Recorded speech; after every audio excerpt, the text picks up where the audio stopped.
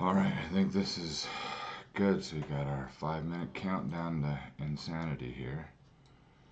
And letting everyone know. Silence everything now. What's that? And I'm not going to put on any music. You know why? Because every time I do that and we put it on the YouTube, they want to prevent me from, because all the copyright, they're worse than Twitch. They're like, they catch every little, wait, that song doesn't belong to you. So, it's like, okay. Alrighty. Alright, so countdown's going there. Did you get your coffee? I have no idea. Alright, I'll do that, and I'm going to leave all that stuff in the bag. Actually, you know what? You wanna hand me the, I don't know, the purple or whatever? That's not gonna, I don't know why that's not gonna, oh, the purple one. I'll get it. Alright, let's get our magic juice. I'm gonna say one of these pens to,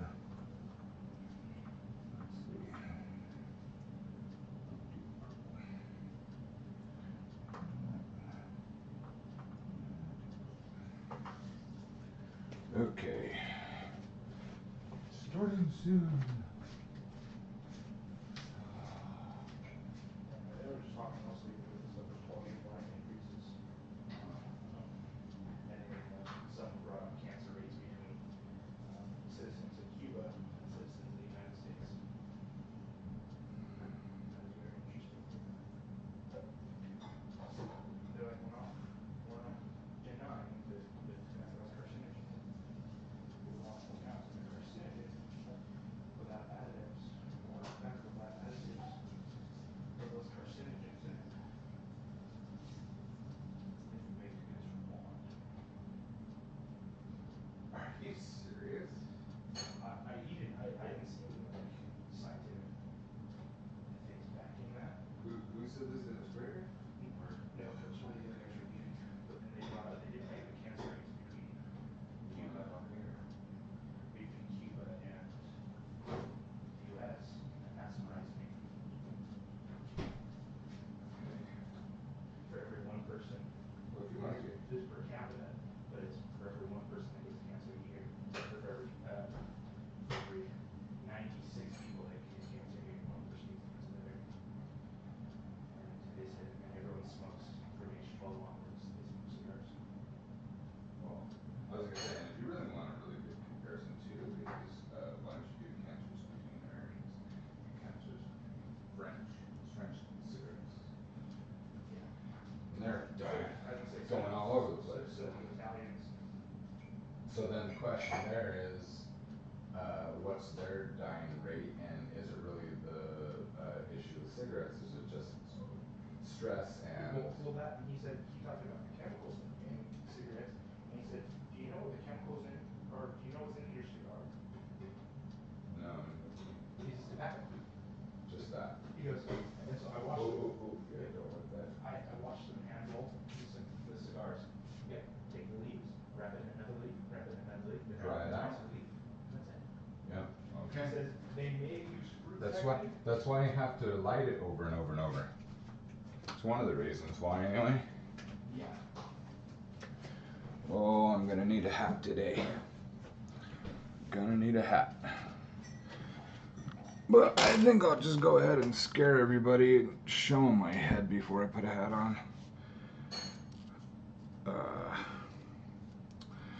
Dun, dun, dun, na, na, na. Dun, na, na, na, na, na. Dun, dun, dun. Okay, let's see. Anyways, it was interesting how that was done. And so I came in, so after I smoked it, and I kissed Marilyn, and I said, how's it taste? And she says, not bad at all. She says, I wouldn't mind if you smoked those at all. Okay, well, that's the. And she says, well, she goes, the interesting thing about it, she says, the only way I can describe the smell is. Oh, wait. Huh. We're supposed to be live. Okay, let's do this. Oh my goodness. Good morning, everybody. I say with food, just as I put food in my mouth. My crazy hair. I think normally you put it like 8 minutes before it starts. Normally I did 15, but I wanted to do 5. That was a very fast 5. So, and I can't do this right now because then you're going to be freaking out about the whole crunching teeth. So, I'll set that aside. I won't do that. I just want to show everybody the hair. Oh my goodness, we're just behind schedule. We're actually on time this morning, which is awesome. Said we're behind schedule, but we're on time. Well, we were behind in, I can't believe that we actually set up the mics and the cameras and everything as quickly.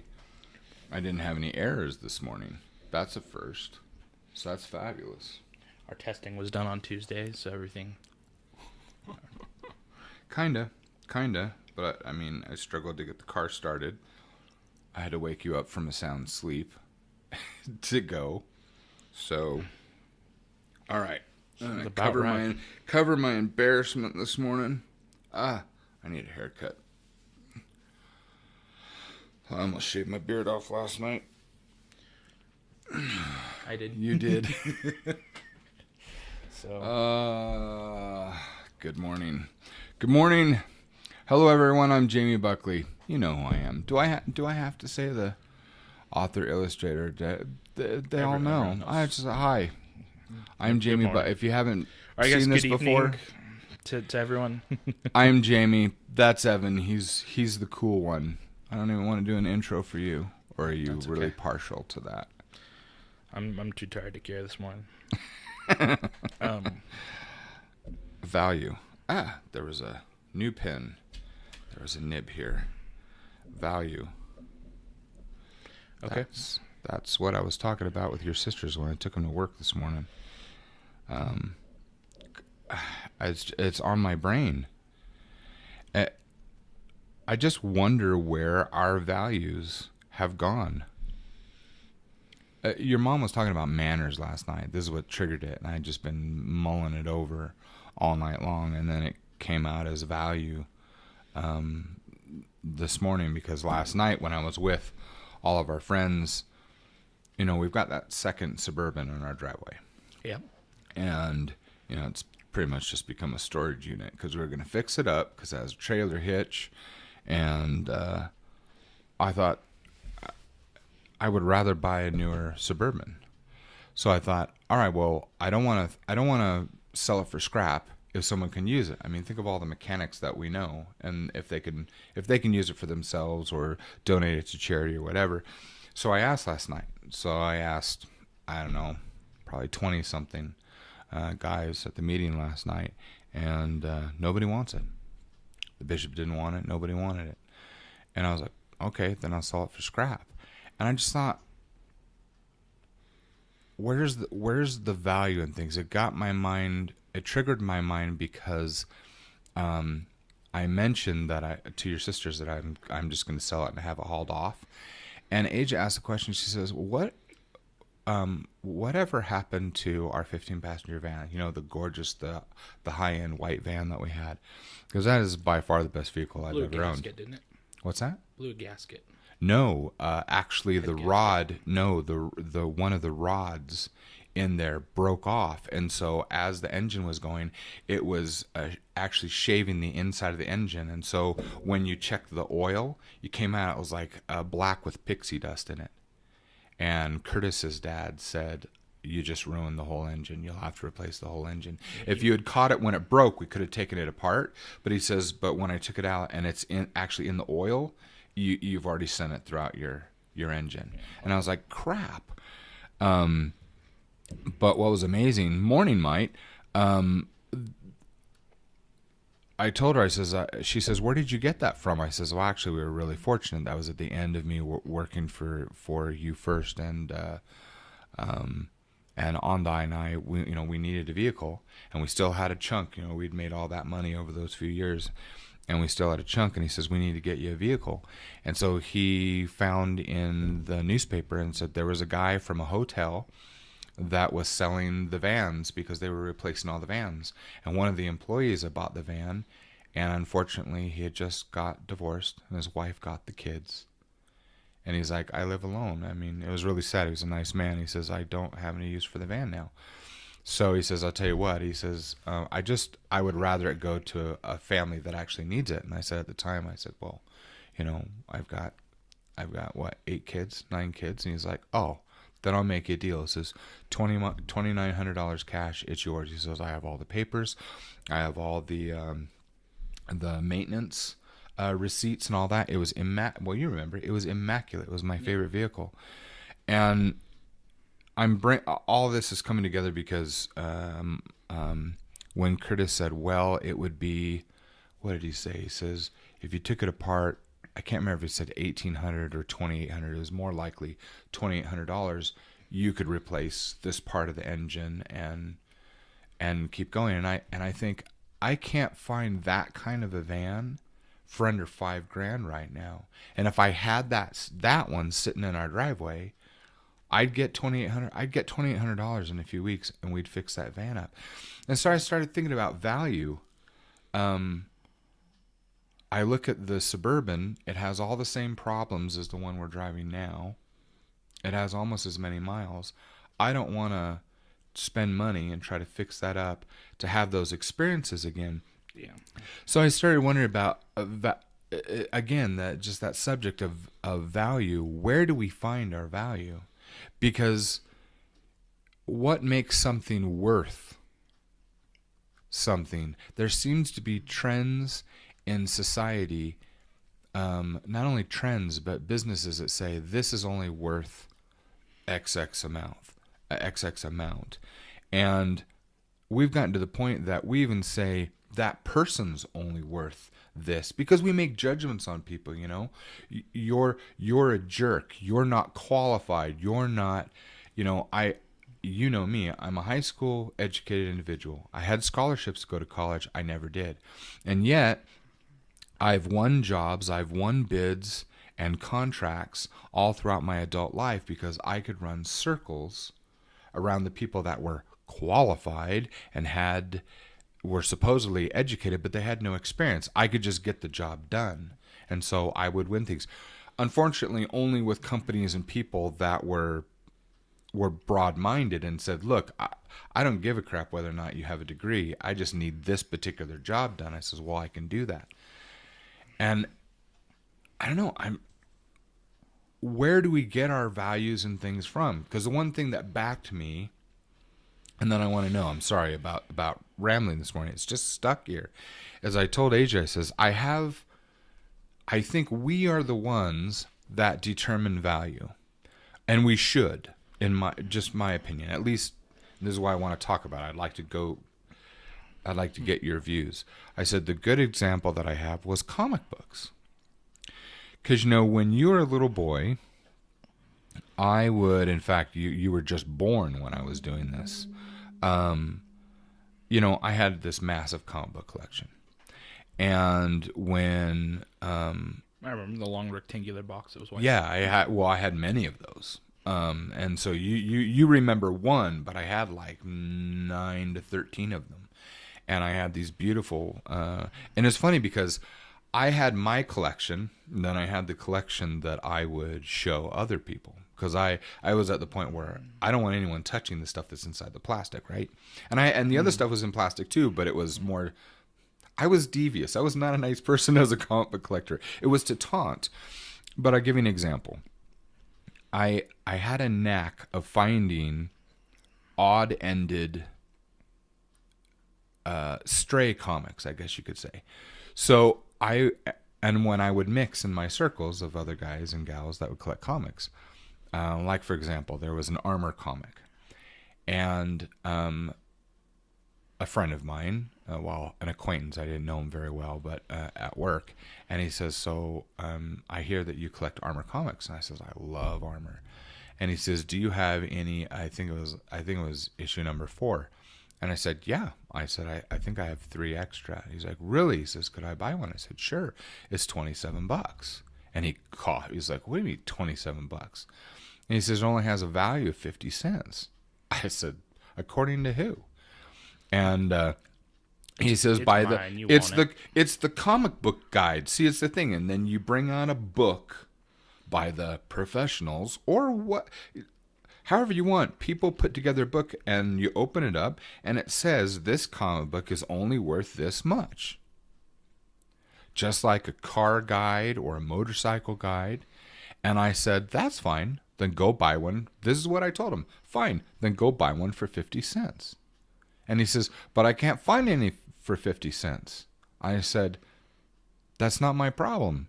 I have one. I actually did. I had 3. I said, but this is valued at $27. He says, but this says it's only 50 cents. I said, then go buy. It's like the thing with the eggs, Yeah. Why are you selling eggs for $2 a dozen? Joe sells them for 25 cents a dozen. Well, then go buy them from Joe. He says, I can't. Why not? Because Joe doesn't have any eggs. Yeah. And so I told him, I says, but here's the thing. You value that more than 50 cents. Or maybe you don't. And if you don't, that's fine. I will hang on to it until I find someone that values it at $27, because to me, that is worth $27. It won't leave my hands unless I have $27, because that's my value that I put on it. So how badly do you want it? Guess what? He gave me $27 because it completed his whole collection. That was the only one left. And I had one for myself and I had 3 extra, but that's the value I put on it. So I just wonder, everything in life, where do we get our values from? How do we judge these things? Because the end of this conversation that I want to get to is people.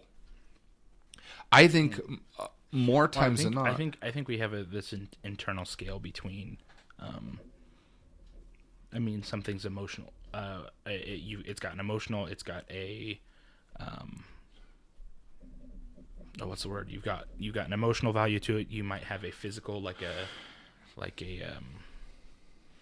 a tool. It's worth. It saves you X amount of work, something like that. Like a mechanic. I never understood that before until someone explained who was a mechanic in a shop. I said, why are you buying all these tools? It's when I was talking to Craig finally.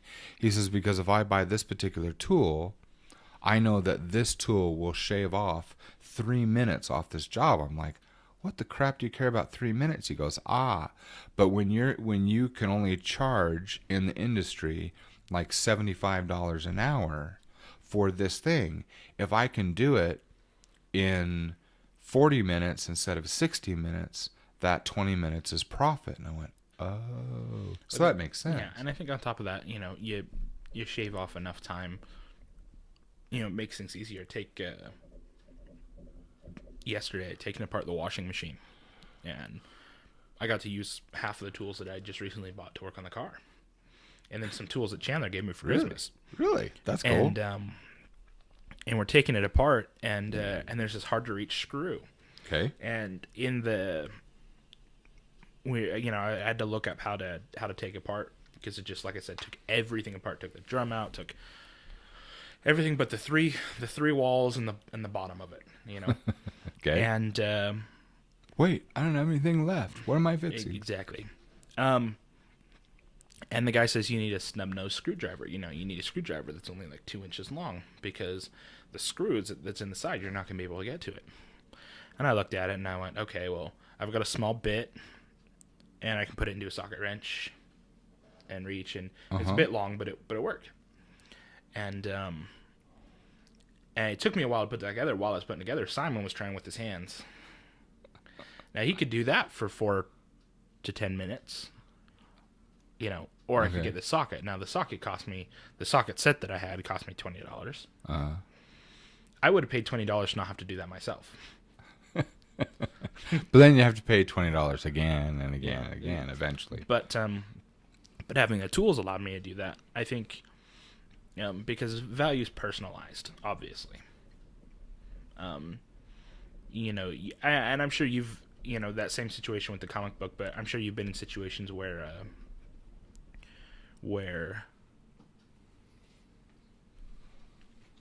you're maybe trying to buy something from somebody and the value, then the price is just too steep. You know, for example, they say that happens with people trying to sell their first cars. Okay. So somebody gets their car, it's their first car. They've driven it into the ground. Like it's almost just junkyard material, and they still want like what they paid for it, or something like that. And why? It's their first car. They love the car. They're attached to the car. So it's emotional. You know, it's not. Yeah. But here's the thing. Here's the thing. Okay, that's a great example, because what if? Okay, let's say you're a stranger. You've got a Baja Bug, and it's your first car, and you've driven it into the ground, and you bought it for $4,000, and you know it's going to need major repairs. But you put in there and say Baja Bug, $4,000, because you have the emotional attachment. But then I come along, and guess what? I have an emotional attachment because my memories of owning a Bug were so good back when I was a kid. I'd go $4,000, done. Maybe we just need to learn how to make those connections. Well, I think because value is something personal, I think it. I mean, you could probably break it down into categories like, what does it do for me? Well, let's take houses. This is what I get irritated about. People. Would you say that it's a fair statement to say more people than not, when they build, they build and maintain to create a value to eventually sell? And I say more than not, because the way that I thought, because we've always bought homes. I've never built one yet. Yeah. But my thought is, in building one, I would build one. To me, the value would be, what is it going to be for my family? I want to put down roots. I think most people, though, especially building houses, is most of them don't intend to stay in one spot. No, I mean, in my experience, like between friends and acquaintances and other stuff, most people don't have a place that they want to settle down for a long while. You know, that's a good point. They talk about, by the time I buy a house, I want to, I want to be in X area or X state, or, you know. You're right. Okay. So I want to. They're like, I want to have one paid off before I retire, but until then, I don't really care, you know. And which is funny, which is why no one has it paid off before they retire. And then we've got all of our friends who, well, not all of our friends, but a lot of our friends who have houses that are either mostly paid off. Actually, most of my friends now, all their houses are paid off because they build them over a 5 to 7 year period, and they don't have mortgages. Yeah. And I always wondered. It's funny, until we moved down here, I was always wondering, how is it they can afford to do this and this and this? They have as big or a bigger family than I do, and I know their job. How do they not? And I went, oh, they don't have a $2,500 a month house payment. Exactly. That's profit. You know, that's something they can put into savings every single month. I was like, oh, dude, we've got to build a house. Well, that really and the thing is because most of them are skilled workers, and they do a lot of trade work. I mean, take the houses there. You've got plenty of the cement workers, plenty of the framers, roofers, plumbers, electricians, everything. Every aspect of housing. They work together because they know, if I help you build your house, you'll help me build my house. Yeah. And it's great community to live in. So you recently rebuilt the whole house. That's a big job, dude. And I don't know what building regulations, you know, because I only know, you know, not even my country, to just my state building regulations. But helping my uncle do some adjustments on his house, even put up a carport, was a headache and a half. So good on you for rebuilding. How are you this morning, Mike? Good, I hope. Say, I always get confused which tool is which based on names. It was funny. It took my best friend 6 months to teach me how to use the right tools and how to install cabinets. And even then, I was so bad at it. And, you know, I'm a cartoonist, illustrator. I was so bad at it that, maybe not bad at it. I loved the job. I did a good job. I just wasn't one of the top installers. But let's put it this way. I had enough mishaps that eventually my boss paid me $1,200 to make a series of comic strips of what happened to me while I had worked for him for 2 years. And he bought it so that he could keep all the originals in his drawer, and when he was stressed, to take them out and laugh. So, you know, funny thing about tools. So, I didn't know. I knew framing tools, you know, and it's not like there's a lot of tools in framing. It's pretty simple, you know. Hammer, pencil. And what do you want when you're framing more than anything else? You want a square, you know. Oh, okay. Square is your number one. You can't do anything without a square. Anything else, and nobody will let you borrow this square either. You know, it's like this is the tool I need more than anything I didn't else. know that. Of course, I don't know how to frame. So, and then I get to the shop. You know, I get to this cabinet manufacturing shop. I worked there for 5 years, and it's kind of funny because they'd be like, "Hey, go get these tools," and I'm like, "Okay." They're like, "It's in the tool room." So I'd go to it, and there's this there's this room in the middle of this manufacturing shop that is just tools everywhere. Like, it is just along all the walls. It's got built-in drawers and cabinets everywhere. It's got all the tools to repair hoses, machinery, all the unique sets of tools. You know, everyone had like a basic toolbox set in their department, but this had every wide range of tools. It's got an anvil for hammering out metal and fixing metal rods that might have been bent. It's got a grinder. It's got vices. I think that's kind of fun. You got a cabinet shop that has a room that has an anvil in it. Yeah. And all their high-tech machine. I never would have guessed that you have an anvil. Well, the thing is like, is Todd, the foreman, or the foreman, the foreman. He's the most brilliant individual with tools and machines. Because, for example, so one of our machines, it has a bunch of rollers in it, right? The rollers were about I'd say an inch in diameter, but they were aluminum. Mm-hmm. And at one point, this piece of wood was snapped by a rotating floor inside the machine, and it went down and it started popping up all of the rollers and popping them up and bending them. So by the time we hit the emergency stop, we open the machine, it's kind of smoking a little bit. We pull them out, and they're all these bent rods. Now, we have to order parts from Italy, so it generally takes about 2 to 3 weeks before they get there. We're like every day that this machine is down costs the shop about $15,000. Okay? That's how much we lose for every day that this is down. So Todd looks at it. He looks at the pole, gathers all of them, and walks off with them. And he forgot a couple of them, so I grab them. I follow him because I'm just curious. I was like, all right, well, so how are we going to fix this? Like, we going to go buy some more poles? We're going to, like, how are we going to? So he goes outside, and we have some old piping there. And he goes and he's looking for the piping, and he's holding these metal tubes, and he kind of bends it with his fingers. So he's just kind of getting a feel for how soft it is. Then he finds a copper pipe that's just slightly smaller, puts it in, and just starts jamming it down until it straightens them out. Then he brings them all back, loads them back in, starts going. Then he goes and orders more, but this will work till now. This will work for now, you know. So kind of that kind of stuff. Like, he'll take it, he'll get it going. He'll order the new parts, but he'll yeah. Hello, Anna. Good morning. Well, I can joke and say, how rich are they? That the shop had $3 million months last year in sales. They had one last month. Did they have one last month? Jessica said they had one last month. Awesome. So it was probably the first one of the year then. I know, because they were struggling a little pretty bit. Good. But pretty good for January. It's way good. It's way good.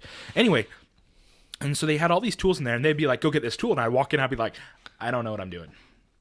You know, and so I get in, and my first thought is, now that I'm here, nobody can see me. I need to pull out my phone, and I need to research what this tool looks like, you know.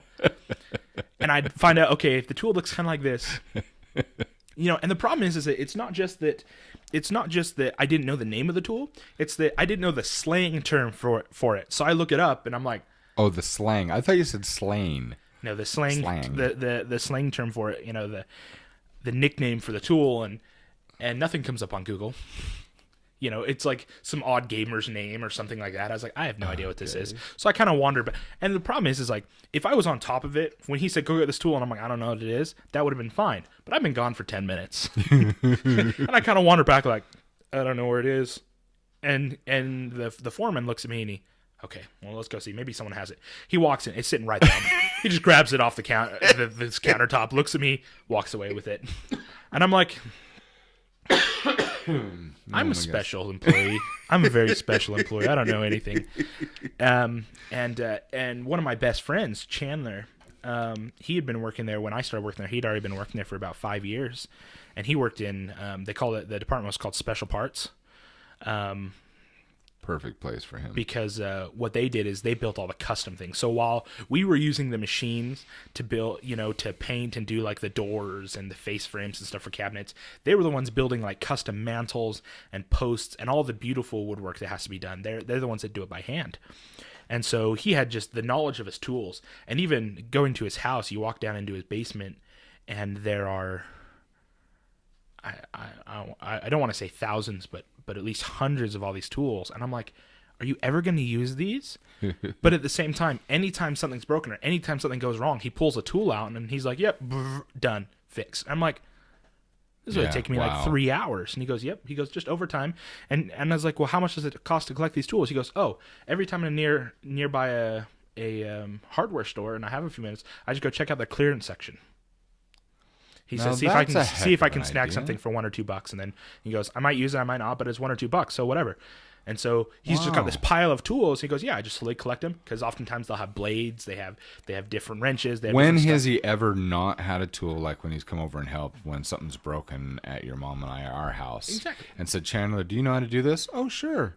And he comes with. And we have weird things that break at weird angles and everything. I'm like, do I need to call a professional? He's like, I've got it. It's okay. Yeah. Well, and the thing is, too, is that he can look at a problem. He goes, I don't necessarily know how to fix it, but because my knowledge of these tools, I know that I can figure it out. Mm-hmm. He says, because the more tools I understand, I can look at a problem and I can tackle it in more ways. I can deal with it in different ways. Because I know how to use these tools.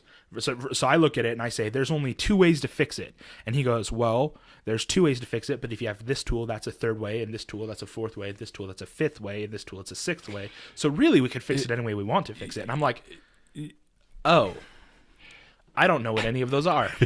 And because my background in building houses, I was like, I just cut a square hole out and replace it, Anyway, I'm sorry to do this. I'll be right back. Okay. Good morning, everyone. Anna, how are you this morning? It's good to see you here. And I'm excited about today, actually. Let's see, where am I with camera? Let's see. Do we need to move this? Do an adjustment here? Does that work? A little bit better. Okay. Just came back from university.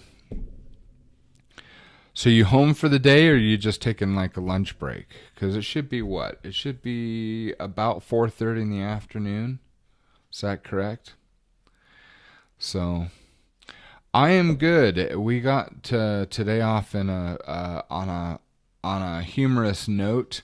I usually get up at about 4:30 a.m.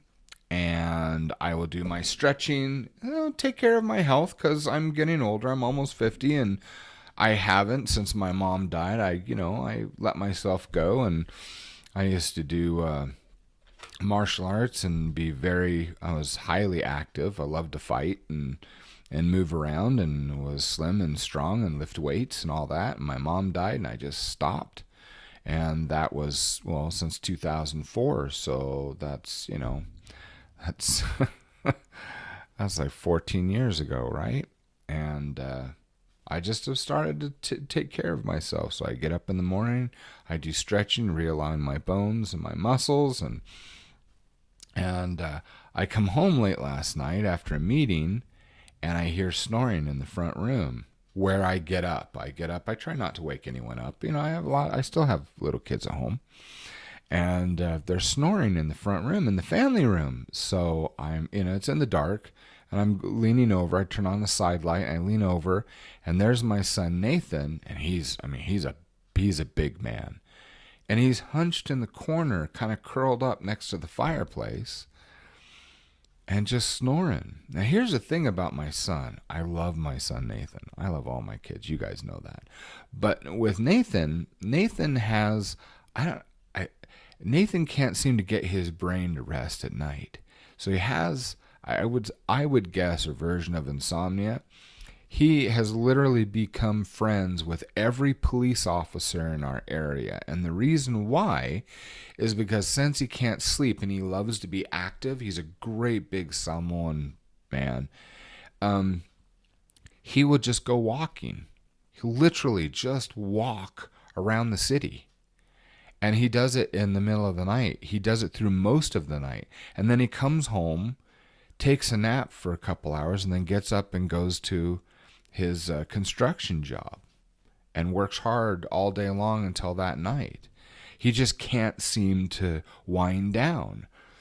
And I go into my bedroom with Kathy Lynn, and I said, well, I'm not going to be able to exercise in the morning. She goes, no, you have to. You're doing so well. I'm putting, the pains that I've been having in my wrist and my hands and elbows and shoulders from, drawing 12 to 16 hours a day. She says, no, but all the pain's leaving. You're doing so well. Don't break your stride. And I said, but Nathan's in the other room. And she says, it's okay. So you wake him up. I said, no. This is the first time that I've seen in over a year that it's 9:30 at night and he's asleep. If he's asleep, I don't want to wake him up. I want him to have a full night's rest. And so I didn't get up. I got up late this morning, which is weird because that totally throws me off. But apparently he had when I finally got up, and I'm like, well, look, my hair went down. I was like, when I got here, my hair was like crazy. And I was like, this is Mountain Man Monday on Thursday. But I go out there, and my son and he's usually dragging himself along in the morning before his ride gets there. His boss picks him up. And he's there, he's showered, he's dressed, he's smiling, he's chipper, he's got energy. And I'm like, I was worth not exercising just to see that in my boy. So, anyway, so I did that. I got up. I'm trying to still get all my vitamins and everything in me and take my drinks and get ready to go. And I'm like, okay, so it's 7 a.m., ready to go. I'm texting Evan, are you ready to go? I'll be in the car. And no answer. So 10 minutes goes by.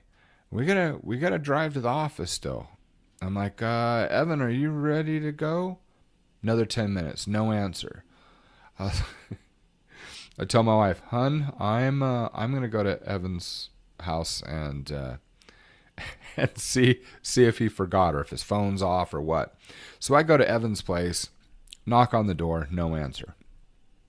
I'm Dad. They don't mind me walking in, so I walk in. All the lights are off. Usually the lights are on. Lights are off. I'm wandering around his house, and their bedroom door's open. Everything's still off. Both the babies are still asleep. So I'm like, Evan, it's time to go. Anyway, nothing. So I wander in, and he's still asleep, and he's snoring. He's on his bed, and he's snoring. I went, Evan. I'm trying not to scare him or to scare Marilyn.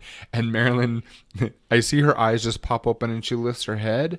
And I'm like, I'm sorry, sweetie. I was like, we're going to be late. So she just reaches over and kind of pats me. He's like, what? I was like, Evan, we're going to be late. He goes, oh, crap, sorry. And so went to the car. And so I thought we were going to be late. And we still started on time. So, but it's still been a good morning because we had plenty of coffee. And okay, so I want to get into talking about smoking because this is an interesting conversation this morning. I guess you want me to lead off. Yeah, go for it. Okay, Let's just talk about that. Talking about smoking. So Mike says, that's nice. Mike says, Evan likes to sleep. Who can blame? Well, yeah, I like to sleep. I have a newborn baby, and so he doesn't get much. That's why I didn't want to wake up. So like sleeping's kind of between that and and the pain I had from the surgery when I was 16, like it's a toss up whether or not I sleep or not. Some nights I'll sit up in my computer. I'll just be up all night. I mean, it is what it is, but I don't know. I'm grateful when I do get sleep, but I can handle because I'm not in a very labor intensive work. I can handle less sleep than some individuals. So, I mean, obviously, if I was doing construction or if I was out and about a lot more, then I'd need a little bit more sleep. But you're also understanding me a little bit better when I'm exhausted, because I couldn't keep up with what you did at the factory. But it's funny when people say, well, what do you just draw, or you just write, or you just, sometimes I want to punch some people I in will the take nose. physical exhaustion over mental and emotional exhaustion every day of the week. Thank you for saying that. I will take physical exhaustion because you can you get a little bit of rest, you sleep it off, you're good. Mental exhaustion, the rest you need is like 2 or 3 times more, and emotional exhaustion, rest doesn't cover it. The recovery period for emotional distress is something in its own ballgame. It's huge. So for all you creators out there, we know what you're going through, and you know, from construction to working in a shop, like physical exhaustion doesn't even compare to any other kind of exhaustion. It's the easiest. I'm glad you understand, because I think sometimes your mom forgets that, and most everyone I know, they have no clue. And I like to laugh and say, all right, well, if you think that it's, or like clients, well, you think that it's simple, well, then you do it. Well, I can't do it. Then shut up. Shut up. So on to smoking. So for those of you that, like, I used to smoke cigarettes. I smoked. We both did. You know, I was a chain smoker for, I don't know, 12 years, somewhere around there. I smoked for only about 2 years. It wasn't very long. It's one of the bad things in life that I still miss. I just got to watch myself. Well, so the thing about smoking for me is that I miss 2 things in particular. The first one that I missed the most was being forced to take a break. I miss because when you're smoking, you have that addiction. You're like, I need to go get my fix. Okay, so you mean like disengaging from so you had to disengage from whatever you were doing because you had to take a break. And so for a little bit for several times throughout the day, you had to disengage from what you were doing and take a break. I never had that. And you were kind of forced to take the break because you needed to smoke. But you worked for other people. Me working for myself. If you looked at my old draft table, I had this massive ashtray to the right, and there was always a cigarette going. It was like my incense. There was always a cigarette going. There were times where I was smoking while I was working, but I mean, as far as the hopefully it wasn't when you were doing the sandwiches over it. Not quite. Right next to the smoke detector. No, really. The sandwich is good. It has an extra texture. You'll like it. It makes me think of Arrested Development, where, like, I can't smoke my apartment, so the lady, she takes this puff, then she turns over to her, like, 25-year-old son and goes, and he goes, and then runs over to the window. So she's taking puffs, and she's making him transfer the smoke outside. You know, she's just, like, sitting there with her wine glass, like... You know, and she's like, they said I can't smoke in here, and he's like, it's just terrible. Anyway, it's just bad. Anyway, but generally speaking, I had to take a break from what I was doing, and go outside and smoke. And so there was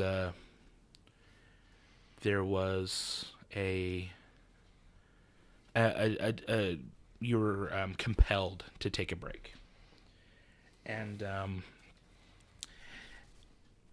I kind of miss that, because the thing was that for me, because where I was working, so at the time when I started smoking, I was just working at a gas station, and so I was working at a gas station, and I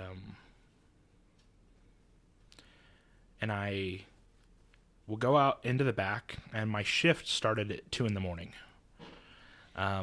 So I get there, I get some stuff done. The first time I could take a break was actually around 4. So especially in the summertime, 4 is when the sky just starts to light up just a little bit. The sun's not coming up, but the sky starts to light up. It turns lighter blue. Yeah. And so I would head into the back, and I'd smoke, and it was kind of a very peaceful, serene. It's still quiet, it's still peaceful, and I would just enjoy the time there. And it was very comforting. Then as the day went on, things got busier, more employees arrived, and inevitably stuff started to go wrong. It was a break. I could step out for a second. The other thing too is that all the employees, as much as you didn't get along with anyone in particular, you might have beef with any one of them at any given time. Smoking was this great equalizer, in that when you stepped out for a smoke, everyone was kind to each other. Everyone was, if you didn't have one, you were given one. If you were the one with the lighter, everyone wanted to come to you. And there was a camaraderie in that. It doesn't matter if we had trouble with each other. Like, there's an individual I couldn't work with. We got, so much. And he was a supervisor, not in my area, but in the area next to mine. And we were at each other's throats all the time. But we go out, and I go smoke, and his breaks tended to line up with mine a couple days out of the week. So he would go, and we'd smoke together. And while we were smoking, everything was put aside. Every single thing was put aside, and I missed that.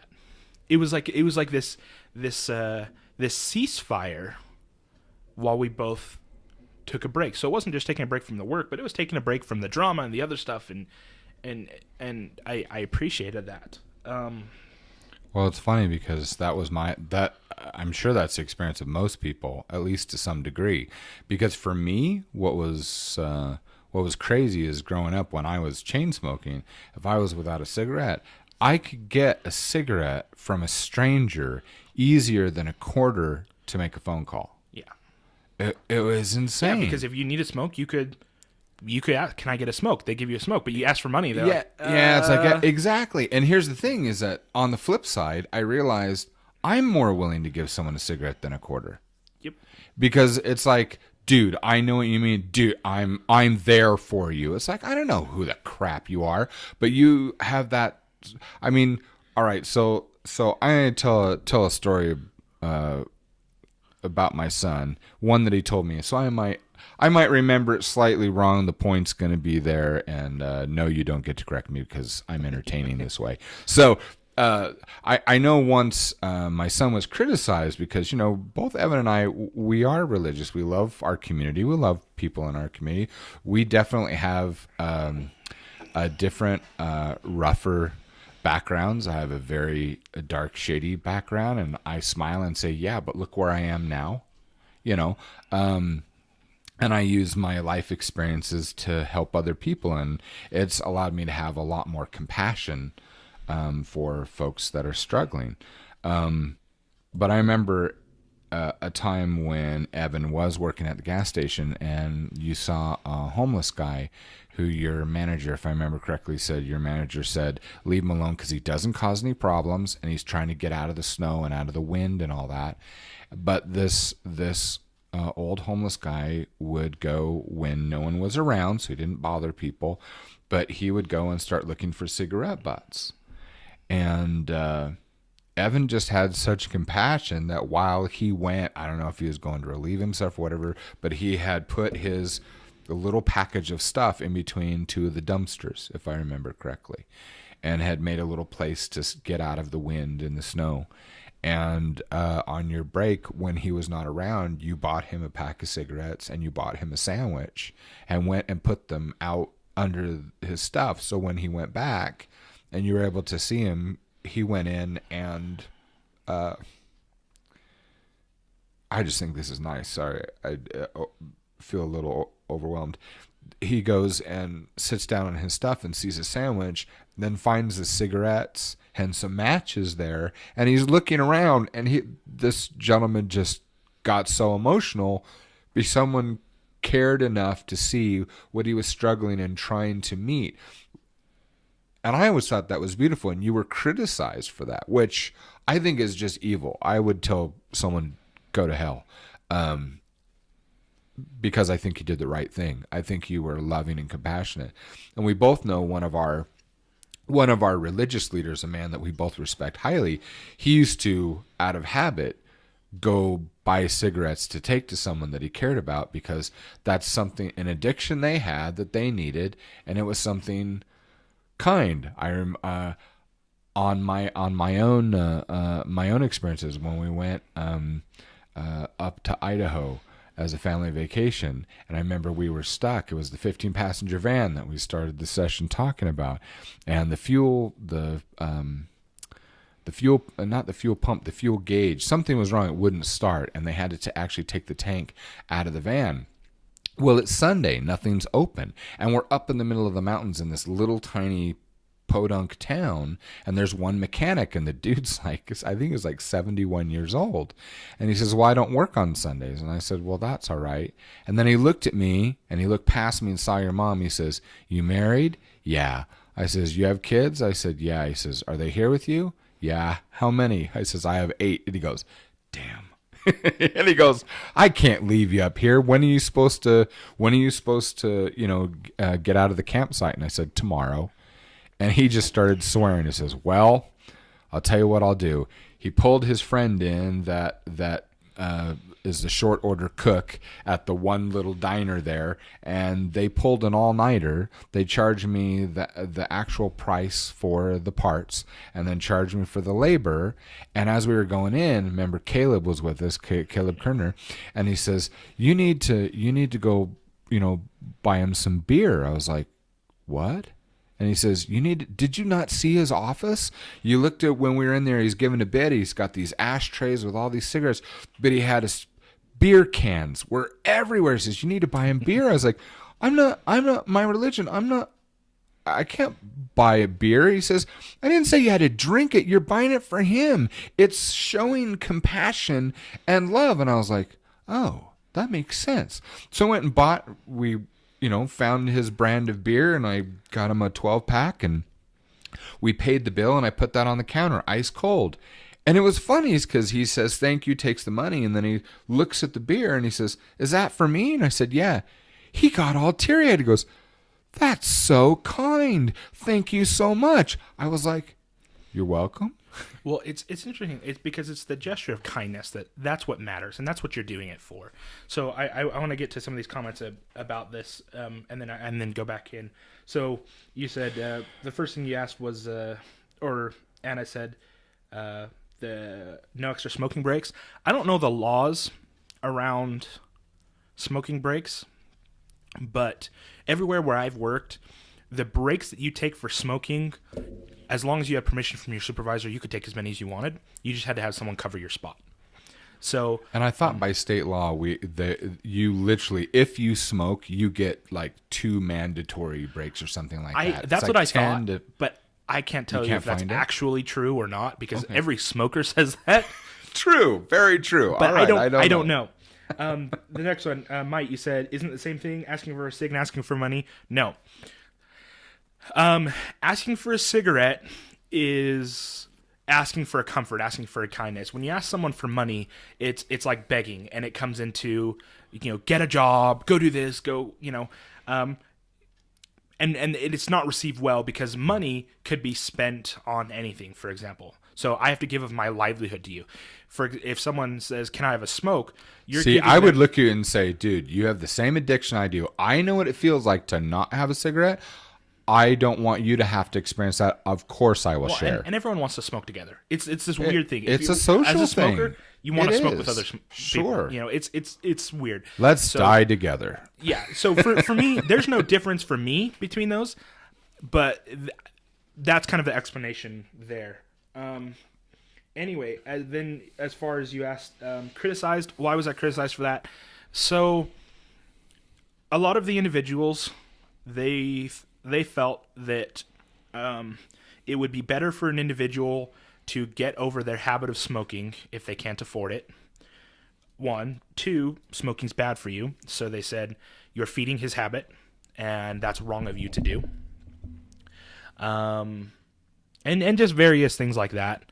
And there's a I was gonna say there's a joke in our society, in our religious bubble in this state, and it's a popular joke, and I think it's funny because it's accurate, because I know people like this. So the joke goes like this: is that a girl shows up at her bishop, and she's pregnant. She's pregnant out of wedlock, and so the bishop says, talks with her of what happened, who the young man is, and the joke says, well, you know that you need to get married now. And she says, oh, I can't do that. And he says, well, why not? And she says, because he smokes. It's the level of priority. Okay, so in our religion, the way that we look at it is being immoral, sexual, out of the bonds of marriage is the next step down from murder. That's how extreme it is in our religious beliefs.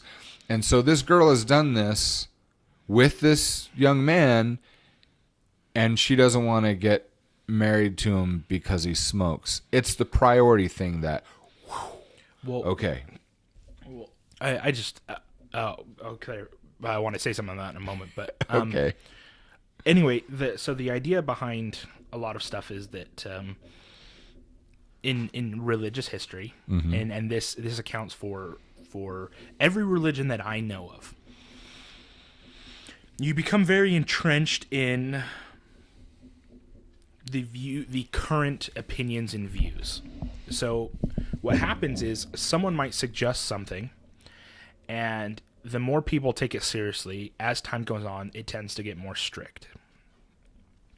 I mean, take Jewish customs when they were first implemented versus in the Old Testament versus in the New Testament when Jesus Christ comes in and says, well, all these are being lived to this extreme, and it wasn't meant. You kind of miss the meaning. So my opinion on a lot of that stuff is to find the purpose of the law or the belief and what was meant rather than what it says.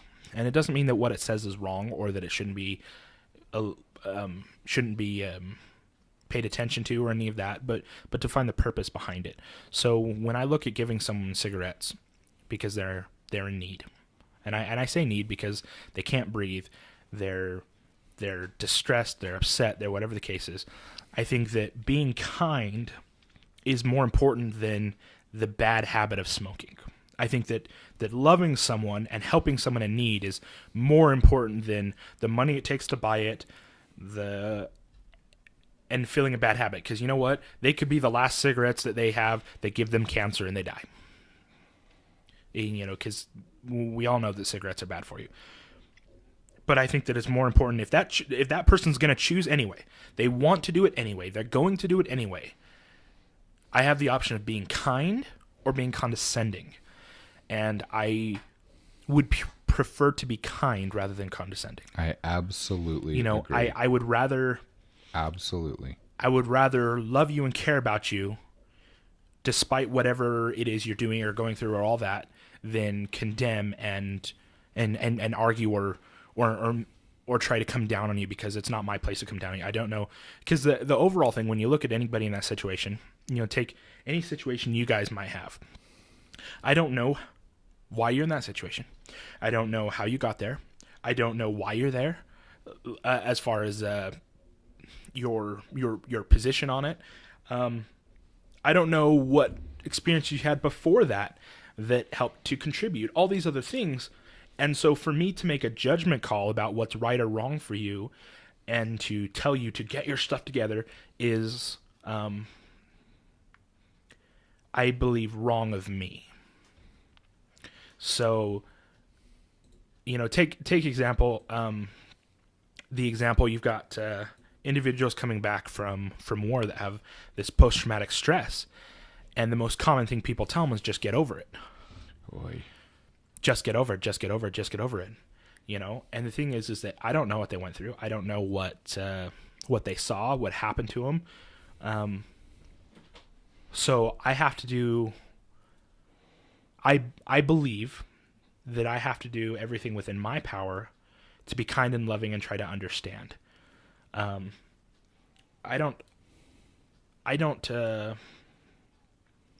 I don't want to ever be in a position where I look at somebody and I come down in judgment of them and their choices and their decisions and put them in a category of right or wrong.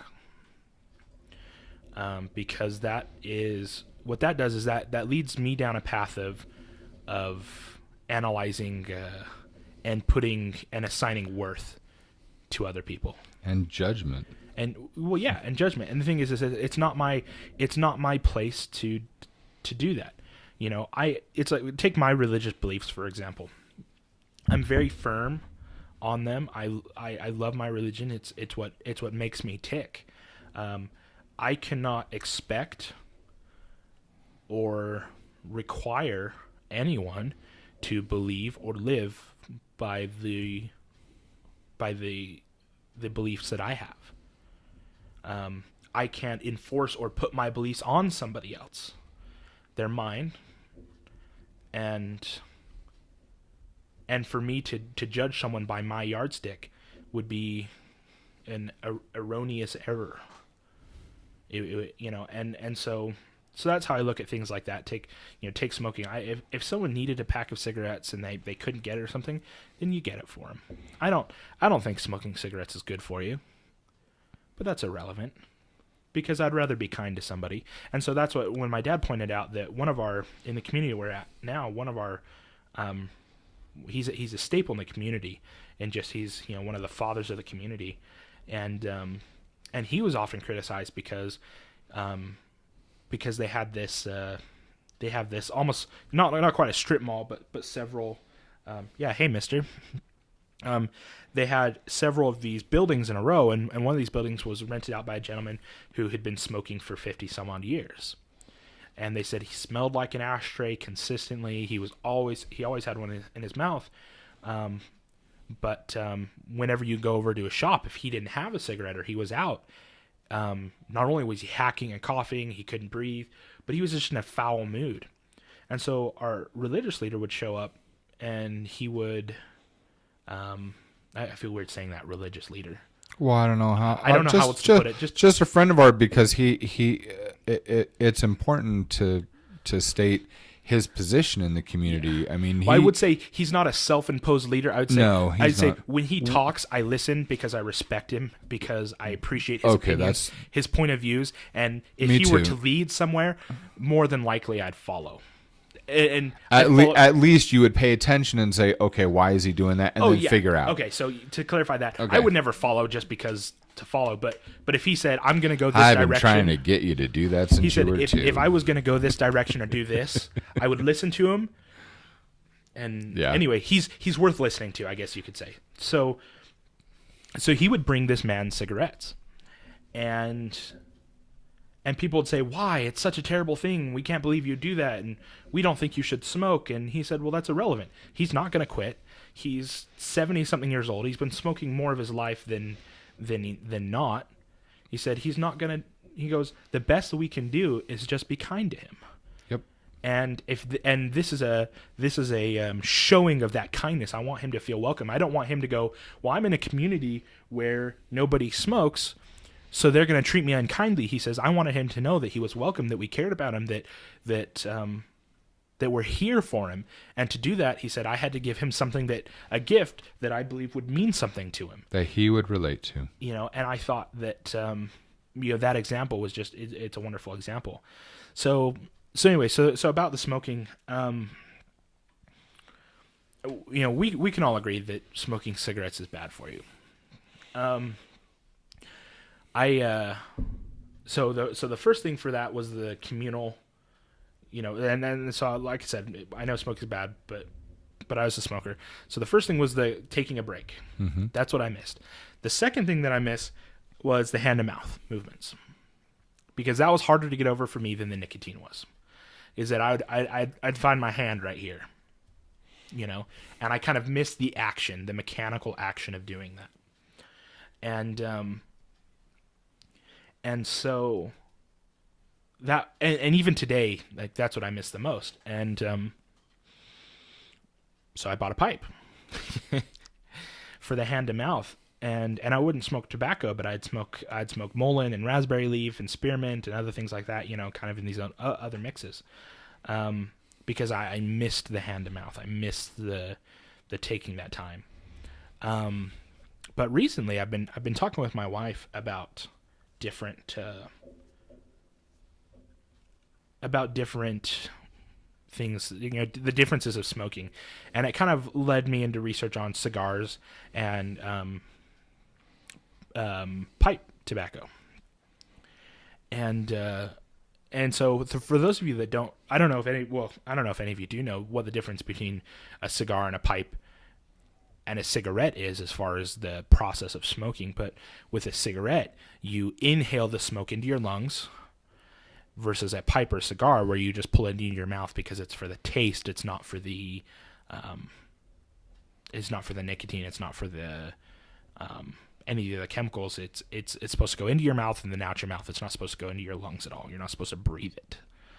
And consequently, you can say that that those that smoke pipes and tobaccos, in scattered research, and they don't have the rates of lung cancer that tobacco smokers do, or that cigarette smokers do, because they don't inhale, so it doesn't go into their lungs.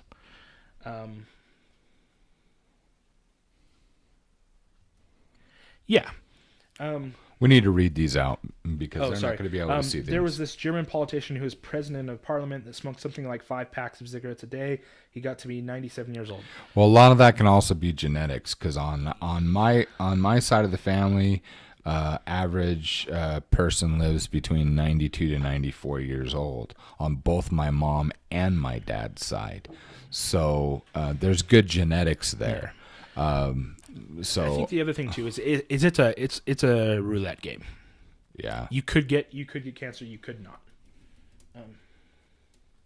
I'm just counting on Alzheimer's or going insane. That's what I'm going to do. Well, yeah, if you want to go ahead and prep that question, you can go ahead and ask it, and we'll get to it in a second. Yeah, so the difference, so that's the main difference, is you don't inhale it. The other thing too is that the purpose for smoking is much different. Mm-hmm. Cigar and pipe smoking is supposed to be a relaxing, what's the word? It's supposed to be not a comfort or comfort. It's supposed to be I'm trying to remember. I can't think of the word. Anyway, it's meaning what? It's supposed to do what for you? To calm you down? Yes. It's. I guess I'm trying to explain the feeling, not just the word, but the feeling behind it. It's basically, in short, it's a quality of life thing. Okay. It's supposed to. It's a habitual thing to get into to calm and reset yourself. So basically, anyone who's had an addiction, anyone who's had trouble, anyone who's gone through a traumatizing event and maybe have therapy, they give you steps to go through. They give you these steps to calm yourself down, reset back to zero, and this is often used as a trigger for that. People would do this as a trigger to reset back to zero, go back to your starting point, calm down, and go from there. Okay. So you're going through a stressful event, you do this, and so kind of that way. And that's how I look at that. Now I don't smoke tobacco, but I was curious about it for the individuals that do smoke it. So I was watching videos on cigar and pipe smoking, and the opinions of each of them. At the same time, I know I have a good friend Chandler. I know we talked about him a little earlier. He says that he loves the smell of cigars and pipes because it makes him think of his dad. He goes, because his dad smoked cigars and pipes. Now the thing about cigars and pipe smoke, says it's pipe smoke for my dad. It smells so much different than cigarette smoke. In fact, most of the people that they habitually smoke pipes or cigars, they think that people who smoke cigarettes stink so horribly they don't want to be around them. I think people that smoke cigarettes stink so horribly I don't want to be around. I didn't want to be around myself when I smoked, and I didn't smoke Cowboy Killers, so cause that's what most people. Oh, so. Yeah, I don't know what brands you guys have. They call them Cowboy Killers. They're the thickest, most potent cigarettes. They're called Marlboro Reds, and they're the most commonly smoked by white guys. Specifically, so they call them cowboy killers because they kill you, and most of the guys smoking them are Western cowboys. So I smoked Camel, non-filter, the little box. Yeah, I smoked Camel. Three packs a day, non-filtered. But I smoked what was considered like the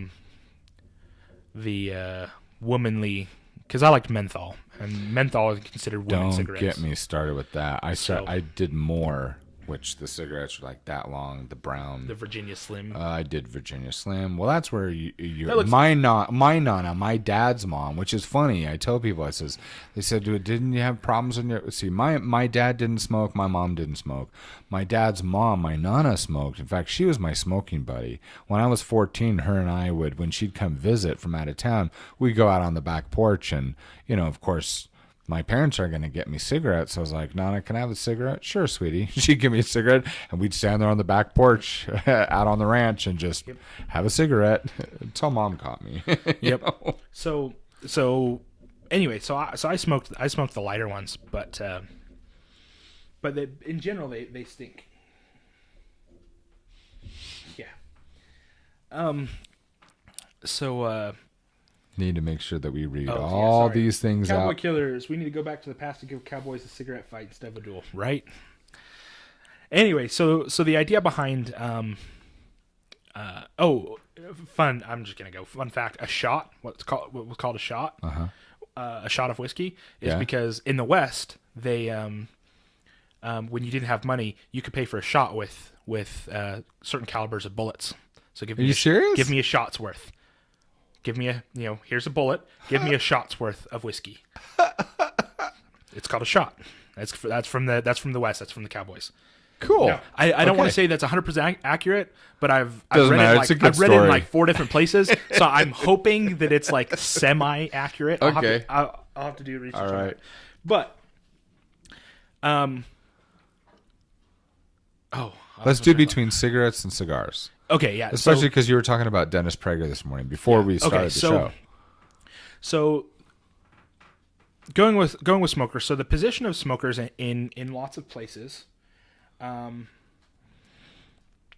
smokers are considered on the lowest end of the totem pole. They're as Dennis Prager put it, they're right above child molesters. He says they're below doctors, they're below gangsters, they're below drinkers, they're below lawyers. I'll tell you what, they might be below lawyers, but they're not below bankers. Well, the thing is that he points out, bankers are actually below child molesters in my mind, so that's all right. Yep, nope, not for me. But I'd rather you steal my money than molest my child.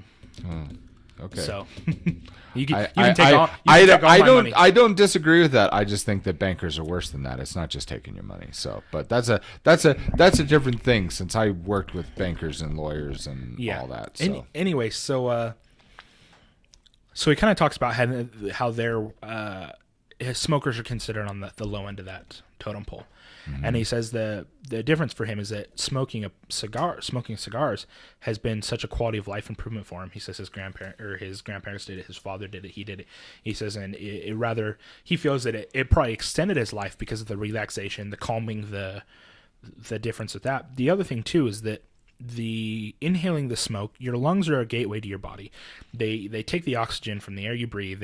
It goes into your blood. It distributed throughout your body, right? We all know that. So inhaling smoke takes all the chemicals. So I just want to point out the difference between a cigarette and a cigar. There's a list of ingredients. The average cigarette, at least here in the U.S., has about 170 ingredients. The amount of ingredients in a cigar are 1 to 2. Tobacco and possibly tomato paste or fruit pectin, which is used as a glue for the final roll. So it sticks. Yeah, okay. Like tomato paste because it's nice and sticky, but it's tasteless. It burns off real quick. They don't use any sort of artificial glue or anything like that. So then fruit pectin, sticky, nice and sticky, right? Slide it on, close it, it's done. Sorry, I couldn't quite get past the tomato paste, because potato. Oh, potato. I thought you said tomato. I was like, that's why so many of those store brand things just taste like, well, nothing. Garbage. Never mind. Okay, never mind. I was yeah, wrong. tomato or tomato, Okay, potato paste. Potato. Well, I'll get to that, Mister. So they talk about the harmful. It is just as harmful. Okay, tobacco itself is a harmful product. The difference is, and why smoking causes so much damage, is because you're giving that harmful product a pass to your whole body by bringing it into your lungs. Okay, it's you're inviting it in, you're giving it a guest pass. Here, But describe here, how. Go. Well, because like I said, because the lungs are that gateway to the body. When you inhale, not only the nicotine, but specifically the tobacco smoke, your body tries to take all the oxygen, and by taking the oxygen to distribute to your blood, it also takes The toxins. the and everything else, Okay. and distributes it. When it's just isolated to your mouth is the only thing that might have the issue. Okay, so cancer rates in specifically lung cancer rates in cigarette smokers to cigar smokers. Cigar smokers they're considered part of the normal population. The chances of getting lung cancer being a cigar smoker are the same as if you're an average individual. Mm-hmm. Versus a smoker where it's so much more, right? I'm going to read these comments. Not long ago, I read that herbal tobacco is just as harmful as normal tobacco. It's just the nicotine. Yeah, answer that. And supposedly after the treatment of tobacco, the cigarette has something like 600 times more volume it had before. Yes. So that's why the cigarette is so harmful. So many other chemicals like acetone, butyl acetate, which is a form of or acetone's a form of butyl acetate as well. Arsenic, things like that. But you're giving all that a highway to your body. Versus cigars where it's just tasting the smoke. Okay. It's not that tobacco, because what people don't realize is it's not the tobacco in it that's causing most of the problems. It's the problems are twofold. The first and worst problem is the inhaling it. That'll be worse. If you inhale cigar smoke, you're going to have problems as well. The second is that it's the chemicals in it. So that's the main difference. And when I say cigars, I'm going to talk pipes and cigars are pretty much the same in that it's just raw tobacco. It's just whether you have it in a pipe bowl or you have it in a cigar, it's kind of either or. But the thing is people talk about, well, what about the tar in your lungs? Well, any burning plant is going to give you tar in your lungs. And when I smoke mullein and spearmint and raspberry leaf, it's still going to put tar on my lungs. But if I add stinging nettle to it, which I don't know where stinging nettle grows. I know it grows in Utah. I don't know if you guys even know what stinging nettle is, but isn't stinging nettle? That's the Scottish country flower, isn't that? Is it the purple? Yeah, I think it's the green with the purple, like in Braveheart, where she took it and gave that to him. That's a stinging nettle. Oh, I can look it up. Yeah. Anyway, stinging nettle can pull tar from your lungs, but stinging nettle is terrible to work with and terrible to put on your hands and things like that.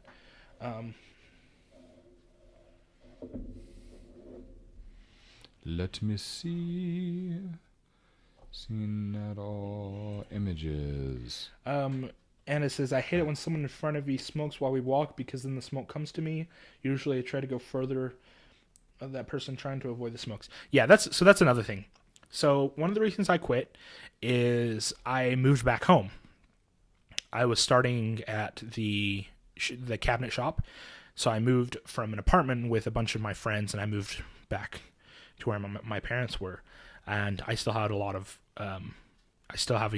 young siblings.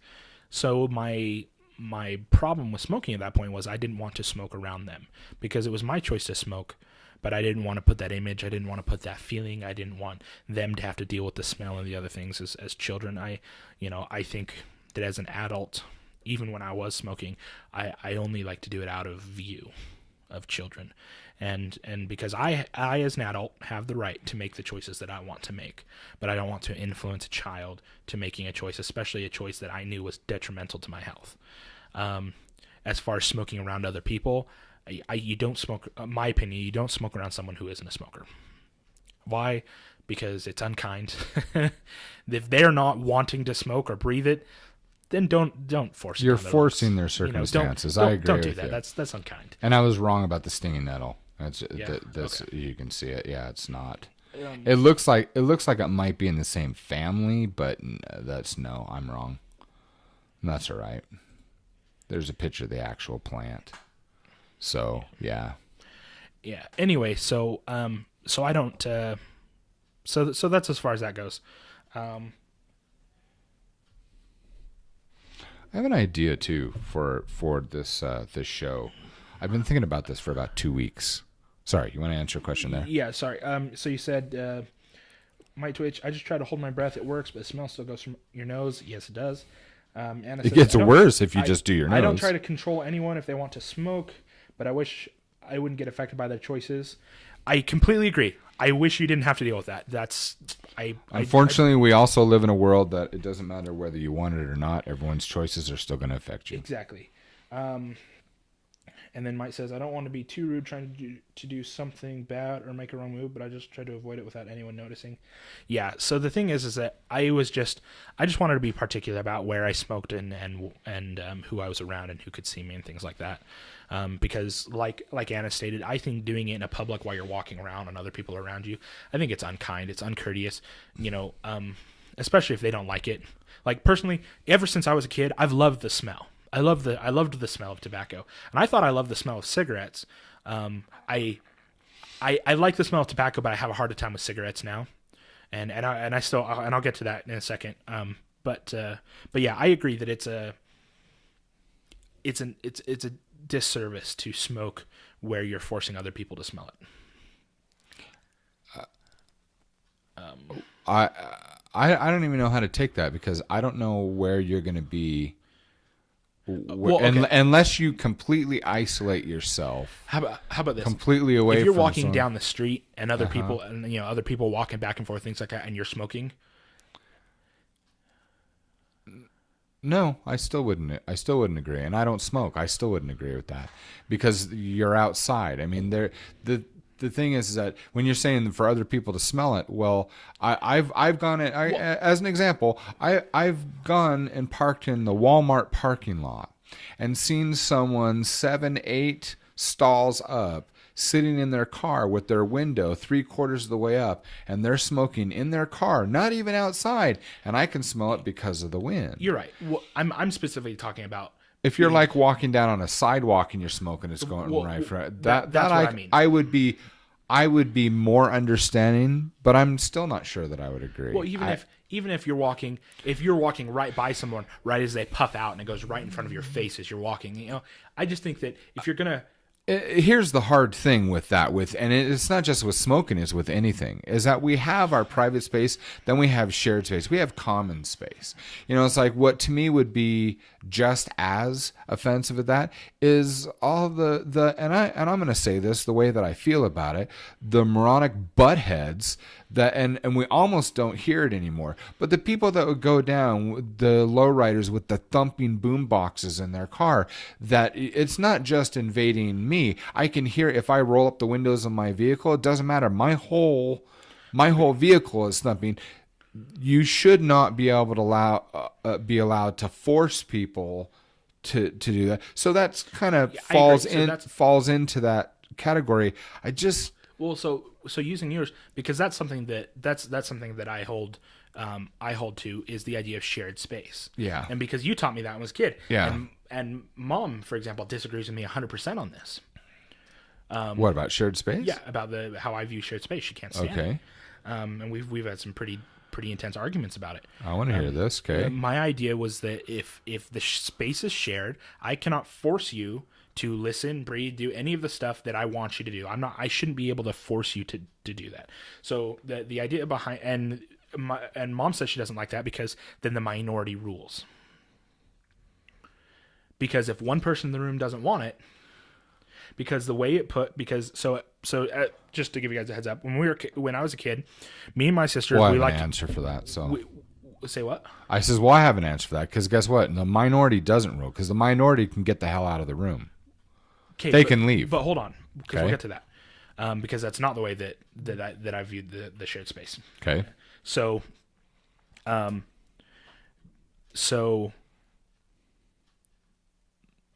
me and my sisters didn't agree styles of music. They mostly liked country. I didn't like country. I liked a variety of things. At the time, I was liking like the Goo Goo Dolls and Better Than Ezra, some of the early Linkin Park. Anyway, and so when we played music a lot, I didn't want to listen to their music. They didn't want to listen to mine. And so my dad kind of put in this rule: it's shared space. If everyone has to share it, either we all have to agree or we get nothing. Okay. So oftentimes we were in silence because we couldn't agree, and if we couldn't agree, then nobody got anything. Mm-hmm. And so that's where the minority rules, as I was the minority. And if all of my sisters agreed they wanted music, but I didn't, we had silence. Mm-hmm. Now, the reason I couldn't just leave the room is because I had schoolwork, or I had to do the dishes, or I had to clean the room. Mm-hmm. But there's also different levels of that too. The reason why I taught you kids to do that is because you guys often had contention going on, and I wanted to eliminate the contention. Of course, it's just like the same thing as if I would tell Roman, you cannot cross the street without holding mom and dad's hand. That is the law for him. But it's not the law for you, and he's not going to be waiting around when he's 24 years old. Where's Dad? I need to cross the street. So things will change, and there's application to that. But the thing is that in a shared space, and I agree with we try to be accommodating, we try to be calm and listening. If your sisters right now, I mean, because the most common thing that happens in the house is still the music. And yet, when your sisters get together, and now it's Simon, all your sisters get together and they all want to listen to this particular type of music, and Simon doesn't, well, Simon can go find something to do in another room while they're doing those things. The other thing is, though, that I've noticed is that your younger sisters now also have compassion, because every once in a while they say, hey, Simon, would you like to listen to something that you like? And we'll listen to what. So I like how it's like the next little step. What I think is in the right direction is they're having fun and kindness with each other. Well, that's the thing, is that the idea behind the shared space was that we would work it out, and maybe we'd say, okay, for this hour we can listen to that music. And that's perfect. And that was the goal. Me and my sisters didn't have that understanding. Okay? Because it was either do what I say or nothing. Yeah. And that's kind of where, so we butt heads, and I was like, you won't give me an inch, I won't give you an inch. So Mom would come in and overrule and say, Evan, we're going to do this anyway. Mm-hmm. And so after I would say a year of doing that, my mom started coming in and doing, and so my sisters got to play their music and I didn't. And that made me mad. And I was like, this is shared space. This is shared space. And I was like, you can't, and Mom's like, we're going to, and you're going to deal with it. That made me horribly mad, because I was like, I can't do that. You won't let me do that. I'm not even allowed to play the music that my dad plays in his office. See, and it's fun. It's funny because to me, it's still there's, how there's laws and rules that trump higher, that trump lower. Do you agree that there are things like that? So it's like, I tell your brothers and sisters, when I ask them to do something, it's very specific and I need them to do it. And they say, yeah, well, Mom said. And I go, I'm sorry, excuse me, who am I? They say, your dad. Who do I report to? Nobody. Who does Mom report to? Dad.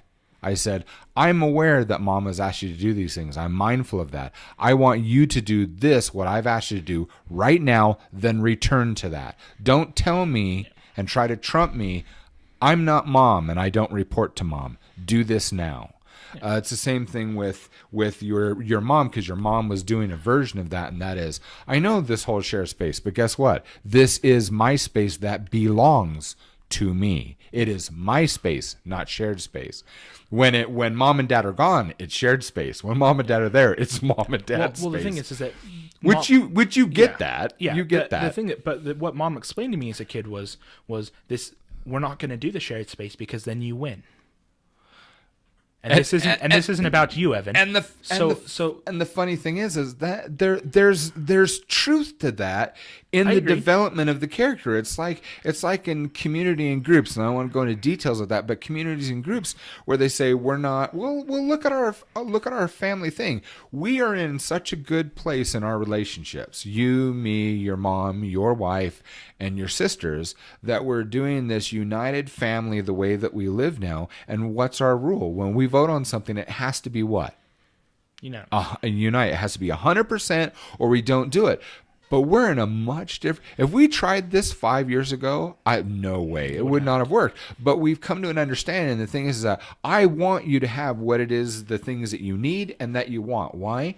Because you've proven, your sisters have proven, I hope I have, your mom has, Marilyn certainly has, that we're not unreasonable people. That when there's a need or a want of someone else, we usually take what we want and put it on a back shelf for now.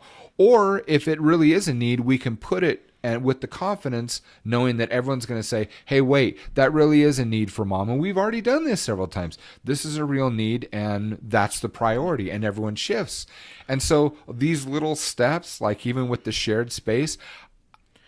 Well, the thing is the problem that I had with it is that it undermined the original goal and the ability to work things out. Because if it was shared space because mom wasn't involved, we couldn't work it out because they said, well, if you don't give in to us, we'll just go talk to mom, and mom will say, just, you can do it. Oh, yeah. See, so what happened is I had no ground to stand on anymore. And that continued until I moved out. Yeah, I would have had a... And and I wasn't aware of that. I would have had a... I would. And the thing was, I would have come to bat for you. It wasn't until I moved out that I realized that was the underlying cause, is that mom needed to have the authority to settle arguments. Obviously, right. She has it. She's mom. Of course. She can settle the arguments. She can choose who does what. So because she was sick of the arguing, because we couldn't come to terms, that she would go with the majority, and I was always the minority. Oh, see. And so what happened is once they knew that... Yeah. There was no point in arguing anymore. There would be times where mom would come out and she would say, they're going to listen to this music. I was like, well, we didn't even have a discussion. But my sister had already gone and said, we want to do this. We know Evan's going to put up a fight. So can you just give us permission before we even talk to him? So that's my... So you already know that would not be me. That would be, no, we're going to be silent. Yeah. Because I want you to learn to work these things out. So that's where me and mom still disagree on which is funny because she doesn't do that anymore. Now it's your siblings, at least not that I've seen. Things are definitely different now. And they're better because mom had the experience of both sides. So it's a progressive thing. It's a learning. Anyway, back to the shared space with smoking. So my opinion is that the whiffs coming from far away aren't the big deal, but me standing right next to you smoking and blowing in my face or something, being around or something. Because here's the thing: even if you want to take the stance, because I know there are a lot of people that do, that secondhand smoke doesn't cause cancer. Yeah. Regardless of that, secondhand smoke can still make you cough. It can still irritate your lungs. It can still stink. It can still stink. It'll still stick to you. Yeah. Things like that. Yeah. So if we're in a shared space, someone on the other side of a parking lot smoking, you might be able to smell it. It's not going to stick to you. It's not going to irritate your lungs. You might not like the smell, but it is what it is. If you're walking close to someone on the sidewalk, and you're headed close to the same direction, like Anna pointed out, if I'm in a hurry and I'm trying to get somewhere, and this person's coming right in front of me or right next to me, and I have to sit here and breathe it, and then I smell like it, and then that's not courteous.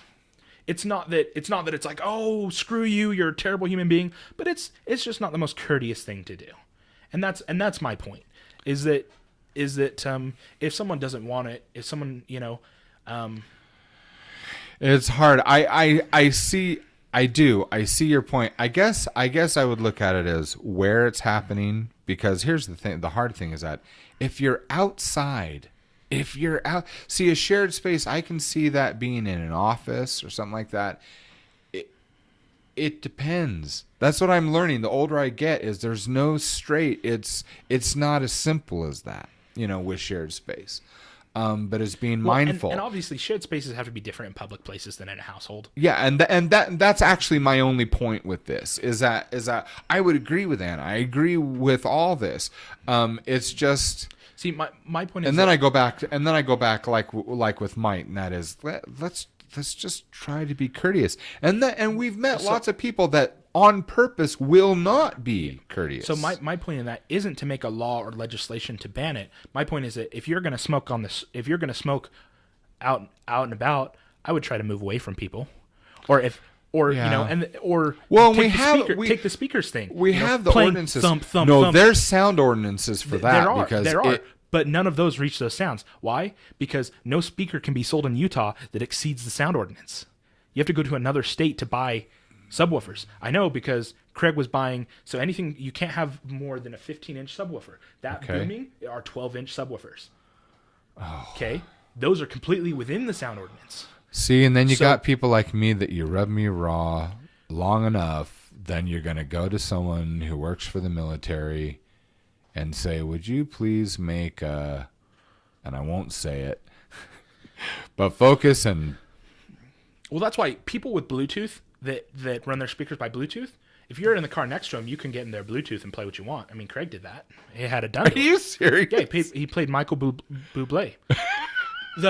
I want to know how to do that. It's a lot harder now. The smartphones are a little bit better than they were. By the way, before anyone thinks that this is crazy or conspiracy theory, I need to finish my statement. I started making a statement about, well, then you go get someone who works in the military, and that you could probably fill in a lot of things in your mind. What I'm referring to is that I have a very dear friend that I've known most of my life that was military, and he created devices. I don't know what they use them for in the military, but if you focus the sound waves from this device, it actually, what is it? I can't remember what it burns out.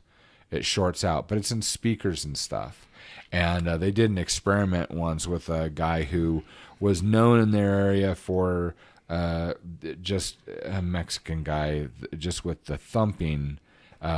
I believe they were in California anyway. They had this device as I was transporting. They took it and just focused it on that, and it shorted out their... Oh, gosh.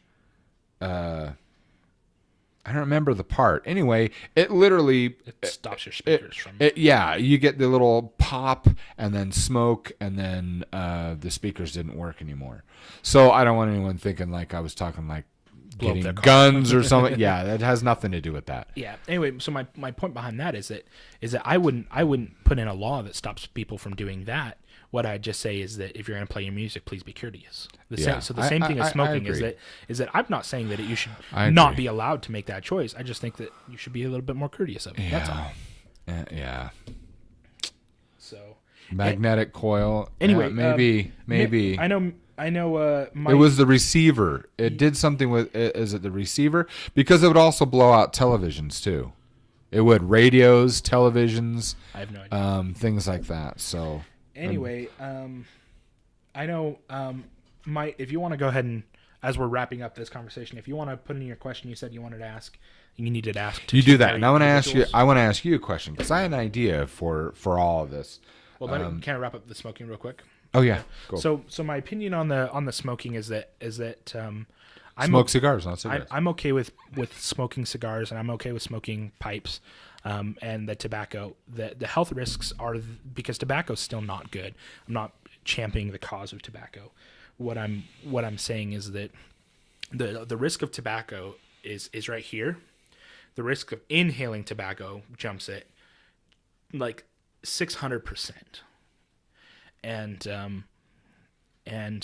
as my wife, we kind of talked about it last night. Cause what got me on this is my mom, when my son was born, mentioned that, one of the traditions she always thought was kind of a cool tradition.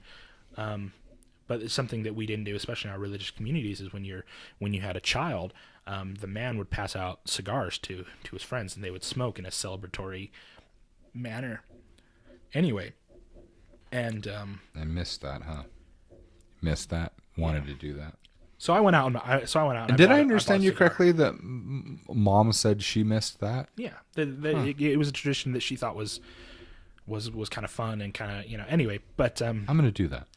But oh wait, I'm pretty sure Mom wants to know whether or not she's gonna have another child.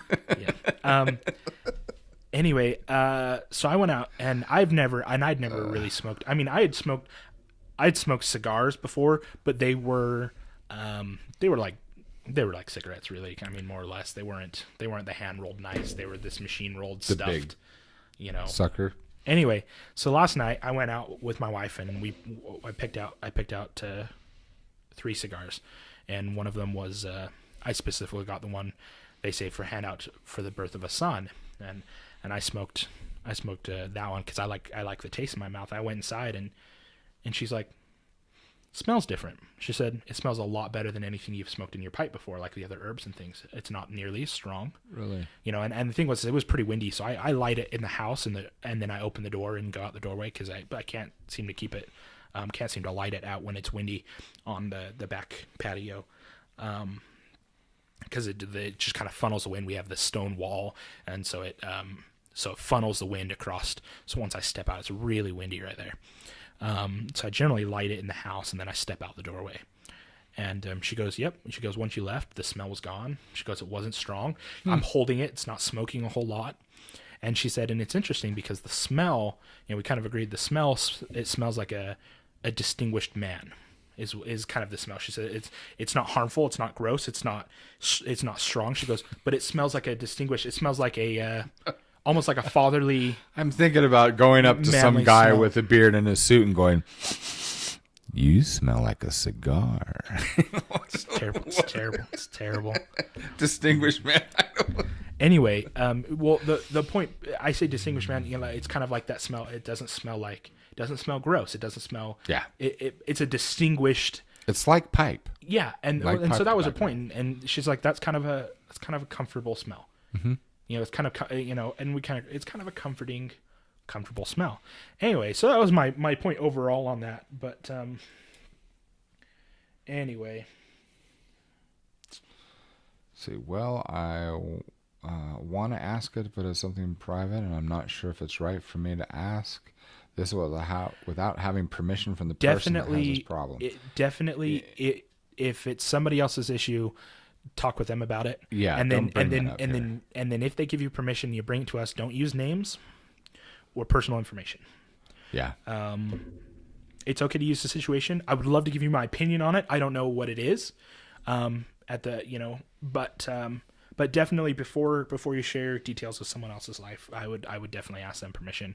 And then, like I said, when you bring it to us, try to, let's avoid any personal details. And if personal details have to be involved, make them fictitious. Yeah. So my question was this. I thought of a fun idea of what we could talk about. If we don't have a themed day, I thought, I answer this a lot. I use... Really quick, can I... Sorry. Okay, did this last time. Okay. I know that you can't, or you probably don't have time to ask them permission right now. You can send me or my dad a private message on Discord, and we'll bring it up next time.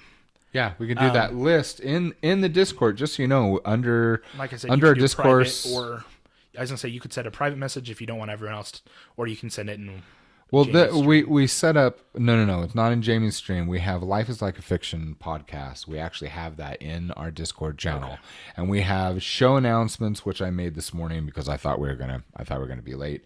We have Suggest a Subject, and then we have previous shows, which I put links to some things so that everyone can watch that. Now, there's a limit to how long you'll be able to watch these live shows, and then we only have between 12 to 17, I think we've gone up to 20 minutes on our regular podcast show that is just all audio. We put those on there, but for the full shows, you've got to be one of our patrons. Yeah. So there will be a limited time that you'll be able to see this video, this full set. Actually, any of this will be through what Twitch has, and eventually, of course, this is going to be pulled off. I think it's patrons. 2 weeks. Is it 2 weeks that Twitch takes the regular shows off? I think it's 14 days. but for the I take these, and without any editing, I take these, I upload these, and we put them on our Patreon page, and so you'll be able to see these forever if you become a patron. So can I ask this question now? Well, I was gonna say he just added something about Okay. what we're talking about. I'm trying to. They just have a hard time, and I'd like to help the person out more, but they're just kind of stubborn. I think it would be a good idea to bring it out people who are married since they have experience, and it would probably be in private. Yeah, feel free to ask the question in private. Like I said, Because we can talk about issues, we can talk about principles and things. If you can phrase this, better yet, give them the link to the show. Yeah, have them show up. Yeah, let's bring them into the room. Let's have a talk. They don't, because we don't know your real name, Mite. Mite Twitch. This is your handle on Let everyone be on anonymous Twitch. and ask the Yeah, questions. exactly. Let them be anonymous. You guys know Evan's name. Of course, you don't know mine, but that it's we work together and we'll talk about this. Okay. My idea here is because I have an account and I've been answering a lot of questions over time on Quora, and I forgot we have Quora. Well, here's the thing. Quora can be really amazing or just irritating as all get out. I usually think it's more amazing more than not. But look, there are so many subjects that we could take a question and actually answer that. So there's no end of what we can talk about on our, and even subject matter, because you can search for our particular subject matter and see what people are asking on that topic, and we can answer those questions. In fact, it'd be fun to take those questions and then we can fill this in after the show and just answer all those questions. So, well, we got Donald Trump, dragons, and comics. Okay, you said you wanted it, but did you have another question besides that, or one of those questions you wanted me to answer? Because if not, the other thing I did want to talk to you guys about was Dungeons and Dragons and what. No, that's what I want. That's what I want. We have been doing this for, an hour and 46 minutes is where we're at. We're going to keep this at 2 hours, but I really want to talk about Dungeons and Dragons. I do too. Okay, let's do that, and then at least for a little while. Okay. We're good because we don't have a limit. We need to make sure that we always start at the right time, but when we stop, that's up to us. Yeah, and I know sometimes Dungeons and Dragons is kind of a niche thing for some of you, but my opinion on that is if you haven't played role playing, then you need to. If you should if you're try not it. in We that- recommend that you if try you're not it. in that niche, then you ought to be. And here's the thing. It doesn't matter your views, your opinions, your personalities. There is a role-playing game and a role-playing group where you'll fit in. Now, okay, need to expand on that, because at least when I was growing up, and things have not changed that much. Well, they have changed a lot. I think the generation, because it's your generation that is now the grown-ups that are starting to run society, whereas when I know, shut up, that's a different subject, but I'm saying, your papa and your nana generation did very good either, but kiss my fat hairy butt. I think I'm doing great. You can say I'm not the saying general you're doing generation. Okay, fine. I can't judge people on my scale either, because I'm completely different from my generation. Okay. So I'm we're not- that's so not- we're that's so not we're the reflection oddities, on not you. on me, on the generation. All right, that's good. And as you've read my articles, I blame all the grandparents. It all started with your grandmother. So, and I've told her Specifically to with her. her, I've apparently. told my mother-in-law to her face. I says, "You realize all the crap that's happening in society is your fault." I just want to point out that that my father-in-law is older Yes. than his father. My grandfather. Well, yeah, because Ken's what? Ken's 1 year older than Papa. Okay, so same generation. All right. Yeah, he's same generation. But your my father-in-law is the same age as your grandfather. Yep. So my I wife forgot that. So my wife's on the youngest end of a huge family, and so her dad is 70 I think something. I think She's 25. I think Ken's gonna live till he's 500. I've never met a more spry, healthy, tenacious. Last night he was hilarious. This like last night. 77-year-old man that can beat most 20-year-olds in a foot race. Dude, he would kick your frickin' butt. Okay, so I have to tell a story about it. And he's funny. And he's extremely kind. So funny. He's extremely kind. Oh, he's great with at little one kids. point, oh my goodness. And the details of this are, like, I heard it from multiple people, and it, every person you talked to, it was a little bit worse and a little bit more exaggerated and a little bit, but it was something like he had a piece of wood shoot out of one of the chippers at the shop, and it went through his apron and into him. It went like 3.5 inches right above his hip. Oi! He finished his shift, pulled it out, and went home. Well, that's now, and at the time he was like 65, something like that, and generally, so I think it was the foreman who was telling me. He goes, and they were like, you need stitches, you need to go to the hospital. Like, it's in there like 3 inches. This piece of wood, probably, I think he said it was almost like 3/4 inch in diameter. Oi! It's like a broom shaft into his. Oh. Anyway, he apparently went home with it. And they said it was like 2 days before either of any of his family members, found out. And his wife found out.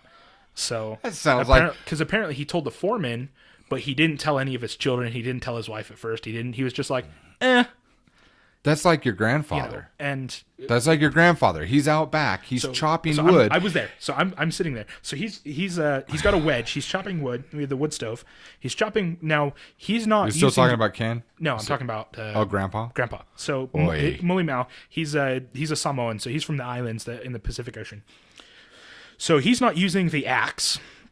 He's using he is using the axe, but he's using the backside of the axe, and he's hitting a wedge to break these logs open. Anyway, this is my father-in-law. Anyway, so at one point he hits it, and he hits it on the far end, so it angles forward, and then he thinks, I bet I could still hit it and have it split. So he hits the back end of it, and it shoots it out forward and cuts this meaty piece as it. And it like doesn't disconnect it from his calf, but it like shears the top part, and it like folds down. I remember because then he sits down on the stump, and he kind of grunts, and he looks at me, "Go get your grandma," and I'm like, I remember he asked for a Band-Aid. Yeah, so I go and get her, and Band-Aid. She comes out, and what does she say? "Molly, you did it again, didn't you?" And he's sitting there like this, like, it's like kind of this, and I remember looking at him like, oh my goodness, he's gonna die. This is the worst thing I've seen, but it's also cool.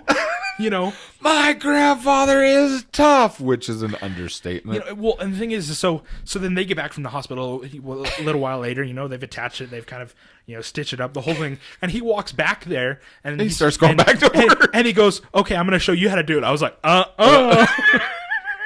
no, sir. I have a great. Okay, 2 years later, he was in the tree with a chainsaw. He falls out, ends up gashing his leg. And he gets up and he's like, "I'm gonna drive myself this time. Why don't you just get in the truck with me?" Okay, we're gonna have to do 2 things because now I got a story about your grandfather. Okay, so one of the funny stories that I've got is when Cecily was 6 or 7 years old, and I remember walking in, and I came home from work. And so Cecily is in, remember the addition that he built onto the back of the house. So he's sitting there. Remember when they had the TV in the sunroom? So he's sitting there, and he's sitting there in his chair. He'd had a long day, and Cecily is snuggled up with him. She's sitting on the edge of the chair and snuggled up to Grandpa. He's got his arm around her, and they're watching the Nature Channel, and it's a deep sea show of issue. Anyway, so I walk in and I see an octopus on there. It could have been a squid, whatever, but an octopus on there and swimming around. And Cecily, I'm quiet. I put my bag down, and she says, "Ew, Grandpa, what's that?" He says, "Oh," he says, "that's an octopus." He says, "You know what?" He says, "You see that?" And it shows on the television. It goes up, and you see the little, the mouth area. He says. He's at the beak. And he says, when I was young, he says, we'd swim out into the ocean, he says, and we'd look for those. And she says, why? He says, well, because you see that, the mouth? He says, what you do, he says, when they see you in the water, they want to come and they want to give you a big hug. She's like, what? He says, yeah. So what you do is you make a really, really tight fist. He says, and you see that right there? When it comes at you like this, he says, you punch, he says, and you push your hand all the way up inside, he says, to the top part, he says, and you open your hand, he says, and it will feel like a bunch of spider webs. He says, you grab it and you make a fist. You hold on really, really tight. And she says, why? He says, because then you grab an arm and you pull. You turn it inside Pull out. it inside out. And she goes, why? He says, so you can eat it. And she like fell off away from him. And she's like, ew, Grandpa, ew. And she runs downstairs to go see your mom. And I'm laughing. And I come up, I says, that's a good story, Dad. And he looks at me and he goes, What? What? They taste good. So Yeah, exactly. So when I found that out, and I was like, and especially finding out that they actually have a beak, like a bird's beak style, like, and the fact that like if you're not quick or you're not strong enough, a big one, it'll bite off your fingers. Like it when it clamps down, your fingers are gone. You know. Oy. Anyway, and then a lot of them are venomous too. But apparently, yeah, you get far enough in, quick enough, you can pull an octopus inside out. So. It was, you know what's funny is wait. The great thing, here's what I love, okay? The one thing that I love, it's the culture that your mom grew up with that we now have, that we are the oddity. But what I love is that our community loves this oddity about us that came through. It didn't come from, well, partially from me because, you know, Papa cooks, had restaurants, loves good food. But your mom with the salmon, it's the abundance, it's the sharing, and we are really stingy about food. I mean, we got to have good food. I think the other thing combined, so I just want for everyone to know. So with my mom's side being Polynesians share food more than they do because I love you, so I will share my food. When you have guests over, you always make not only enough for everybody, but you also make enough to send food home with everyone. That is the way you do things. So, so the thing is that you show love by providing food, providing sustenance to keep them strong and healthy. And we are So that's on my mom's side of the family. On my dad's side of the family, my grandpa, his dad, my papa, he owned 3 restaurants when my dad was two restaurants when my dad was younger, like Mediterranean, right? It was a Mediterranean, then he owned a great pizza place. Yeah, so they have a love, and he's a chef. Like the things that he comes up with, they're just give him salt, flour, and water, and how do you do that? You know, I mean, exaggeration, but it's like, oh my goodness. Yeah, so he comes up, and all of his dishes are extremely complex. Like he won't do anything but complex foods. Like I've never seen him do anything besides complex. And the one thing that I will say about he has a style, and I don't know if it's Mediterranean or Italian or something, but he uses a style to his food. Anyway, great food. Always tastes fresh. That's it does. Just wow. Anyway, and the thing is that I don't have a palate, a particular enough palate, because he'll be like he'll take a bite and he'll be like, can you taste the hint of this, this, and this? I'm like, this is great pasta. Like, you know, so it's wasted on me a little bit. But anyway, so both I think sides he of got this into that habit because of me. I'm like, wait, what is this? It tastes like this, and he'll smile like, oh, he discovered it, and you know, exactly. I'm just like, yeah, great. So by the way, he wants to be on the show. Did you know awesome. that? He wants to come and do that. Would be killer. Anyway, so both sides of those combine into this.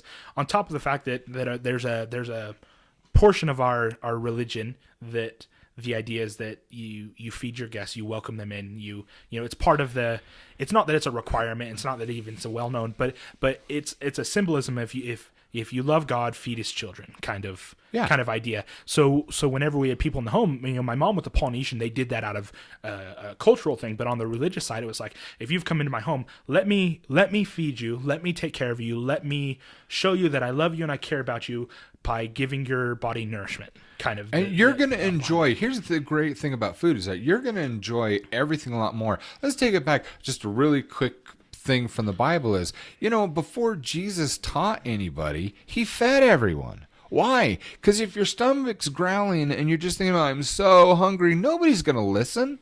He was so smart. He fed everybody until they were full. Now he's got their attention.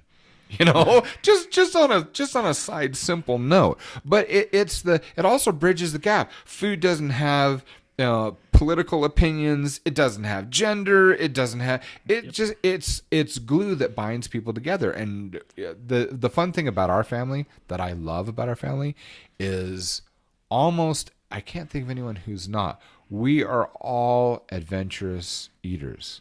We want to try different things from different cultures, different tastes, different textures. Now, we have favorite things like, gosh, while we're doing who knows what, Ethany doesn't want to participate. What does she want to do? She wants to bake. She wants to watch the Great British Bake Off, and then whatever it is, whoever won the Great British Bake Off, she wants to bake something that is tastier and more beautiful than what that adult did. And she's what, 13? Something like that. And she's the one that I showed on Twitch. I had pictures where she came in one morning and she brought me a stack of pancakes, and I was like, that is and it had the big glob of butter and the maple syrup going down. I was like, that is the most beautiful, perfectly baked stack of pancakes I've ever seen. And she smiled. She goes, they're not pancakes. Yeah, there are. It's right here. She goes, no, that's not pancakes. That's a cake, Dad. What? She just says, as a school project, I wanted to see if I could make a cake that looked and smelled like pancakes. She says, but try it. I did it just for you. I have pictures of it. I put it on Instagram. And it was one of the most delicious cakes I've ever had, but it looked and smelled like pancakes. That is talent. Such talent. And she did that when she was 10.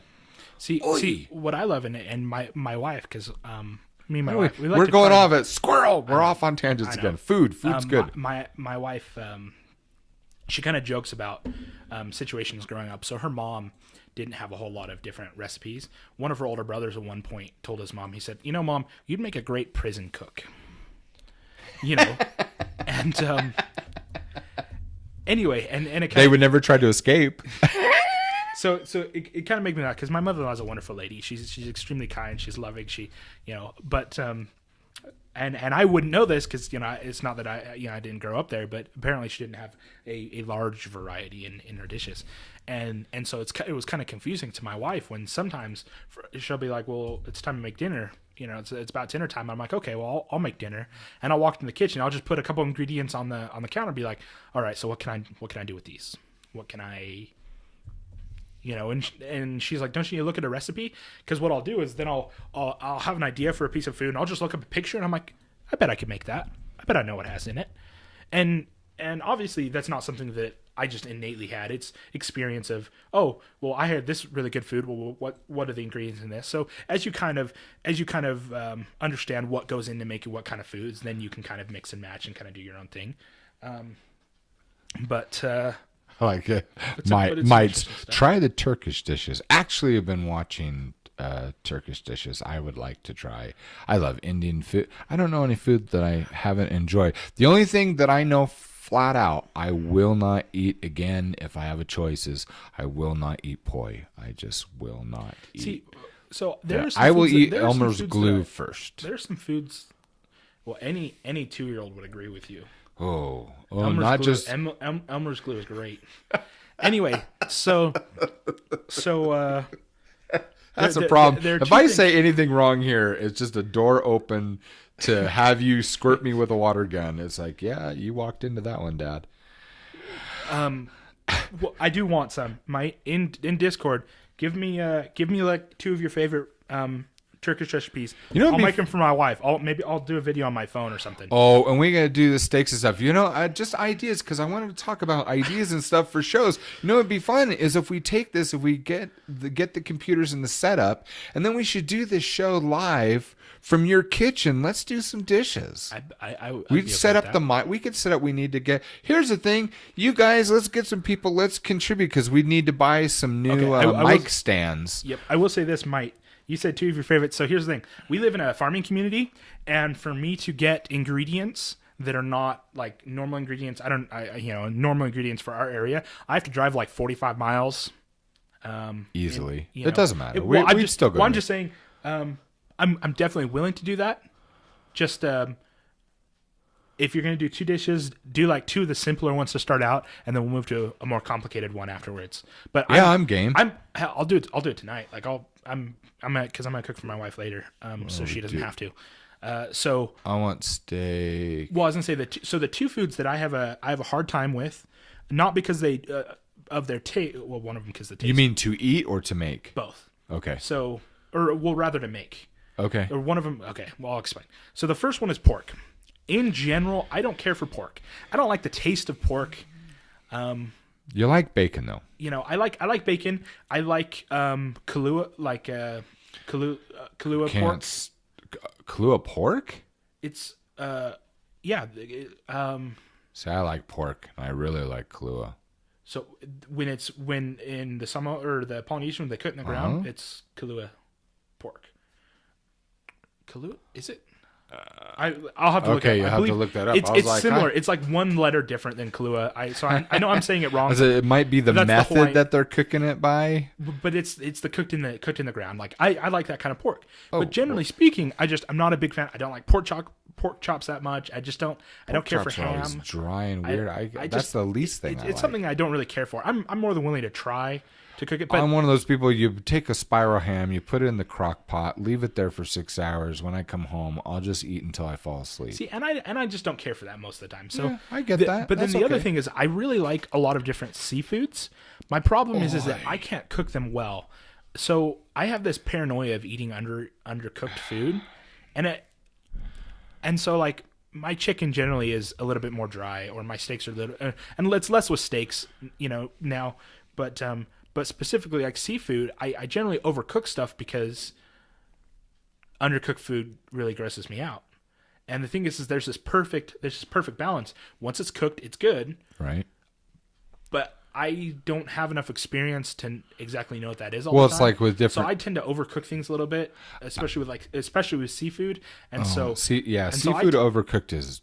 Yeah, and the thing is it's a hard balance for me. Like I have a little bit. I want to get better at it. I'm gonna get better at it. You know how you can learn, especially with beef, how you can really perfect and learn how to do that well is start learning recipes with a crock pot, because with a crock pot you go and it cooks hard, but then as you go past, it breaks it all down and makes it soft again, which is just brilliant. Which that's why your moms are always perfect. So can I make an announcement here on the show then? Because we're making me really, really hungry. We haven't had breakfast.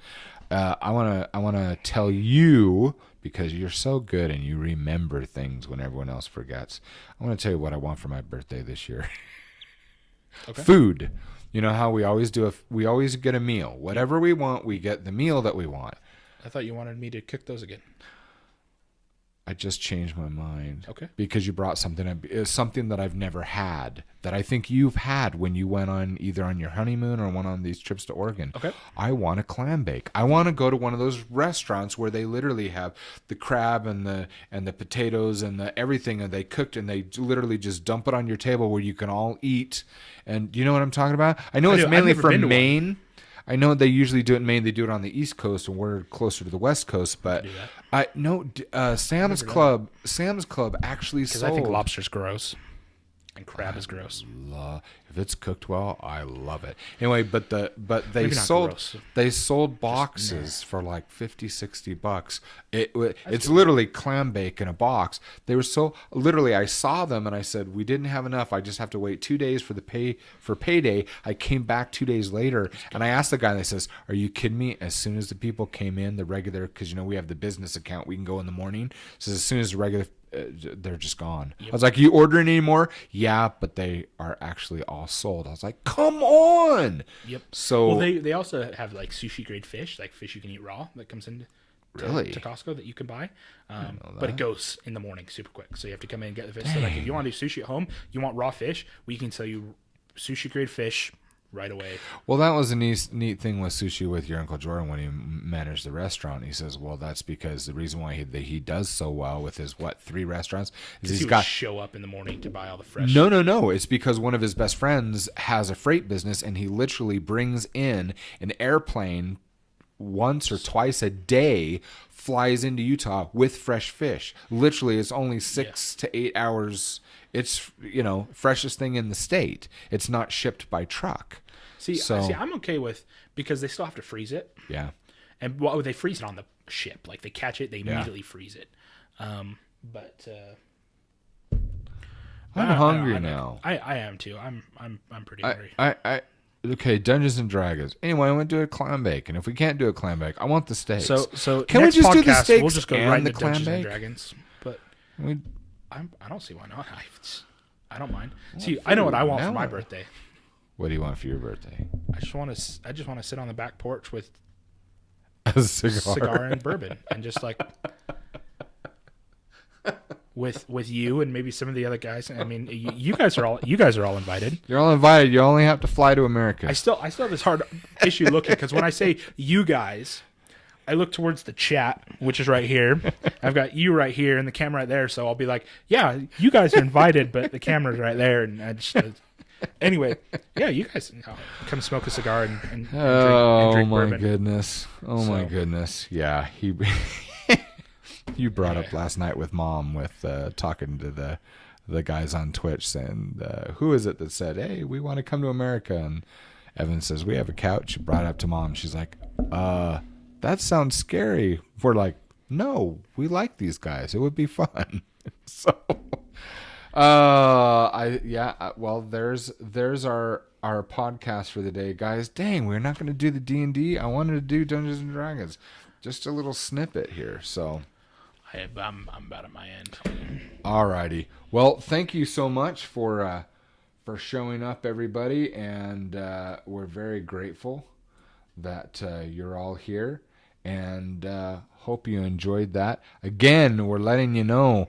If you're not part of our Discord, I think we've put that in chat a few times. Let's go ahead and I'll put this up again. Those of you who are in the chat, let's see, Discord. Go ahead and join our Discord. There's the link. And if you join our Discord, we have in there right now our show, Life is Like a Fiction podcast. We have our announcements. We have Suggest a Subject and the previous shows.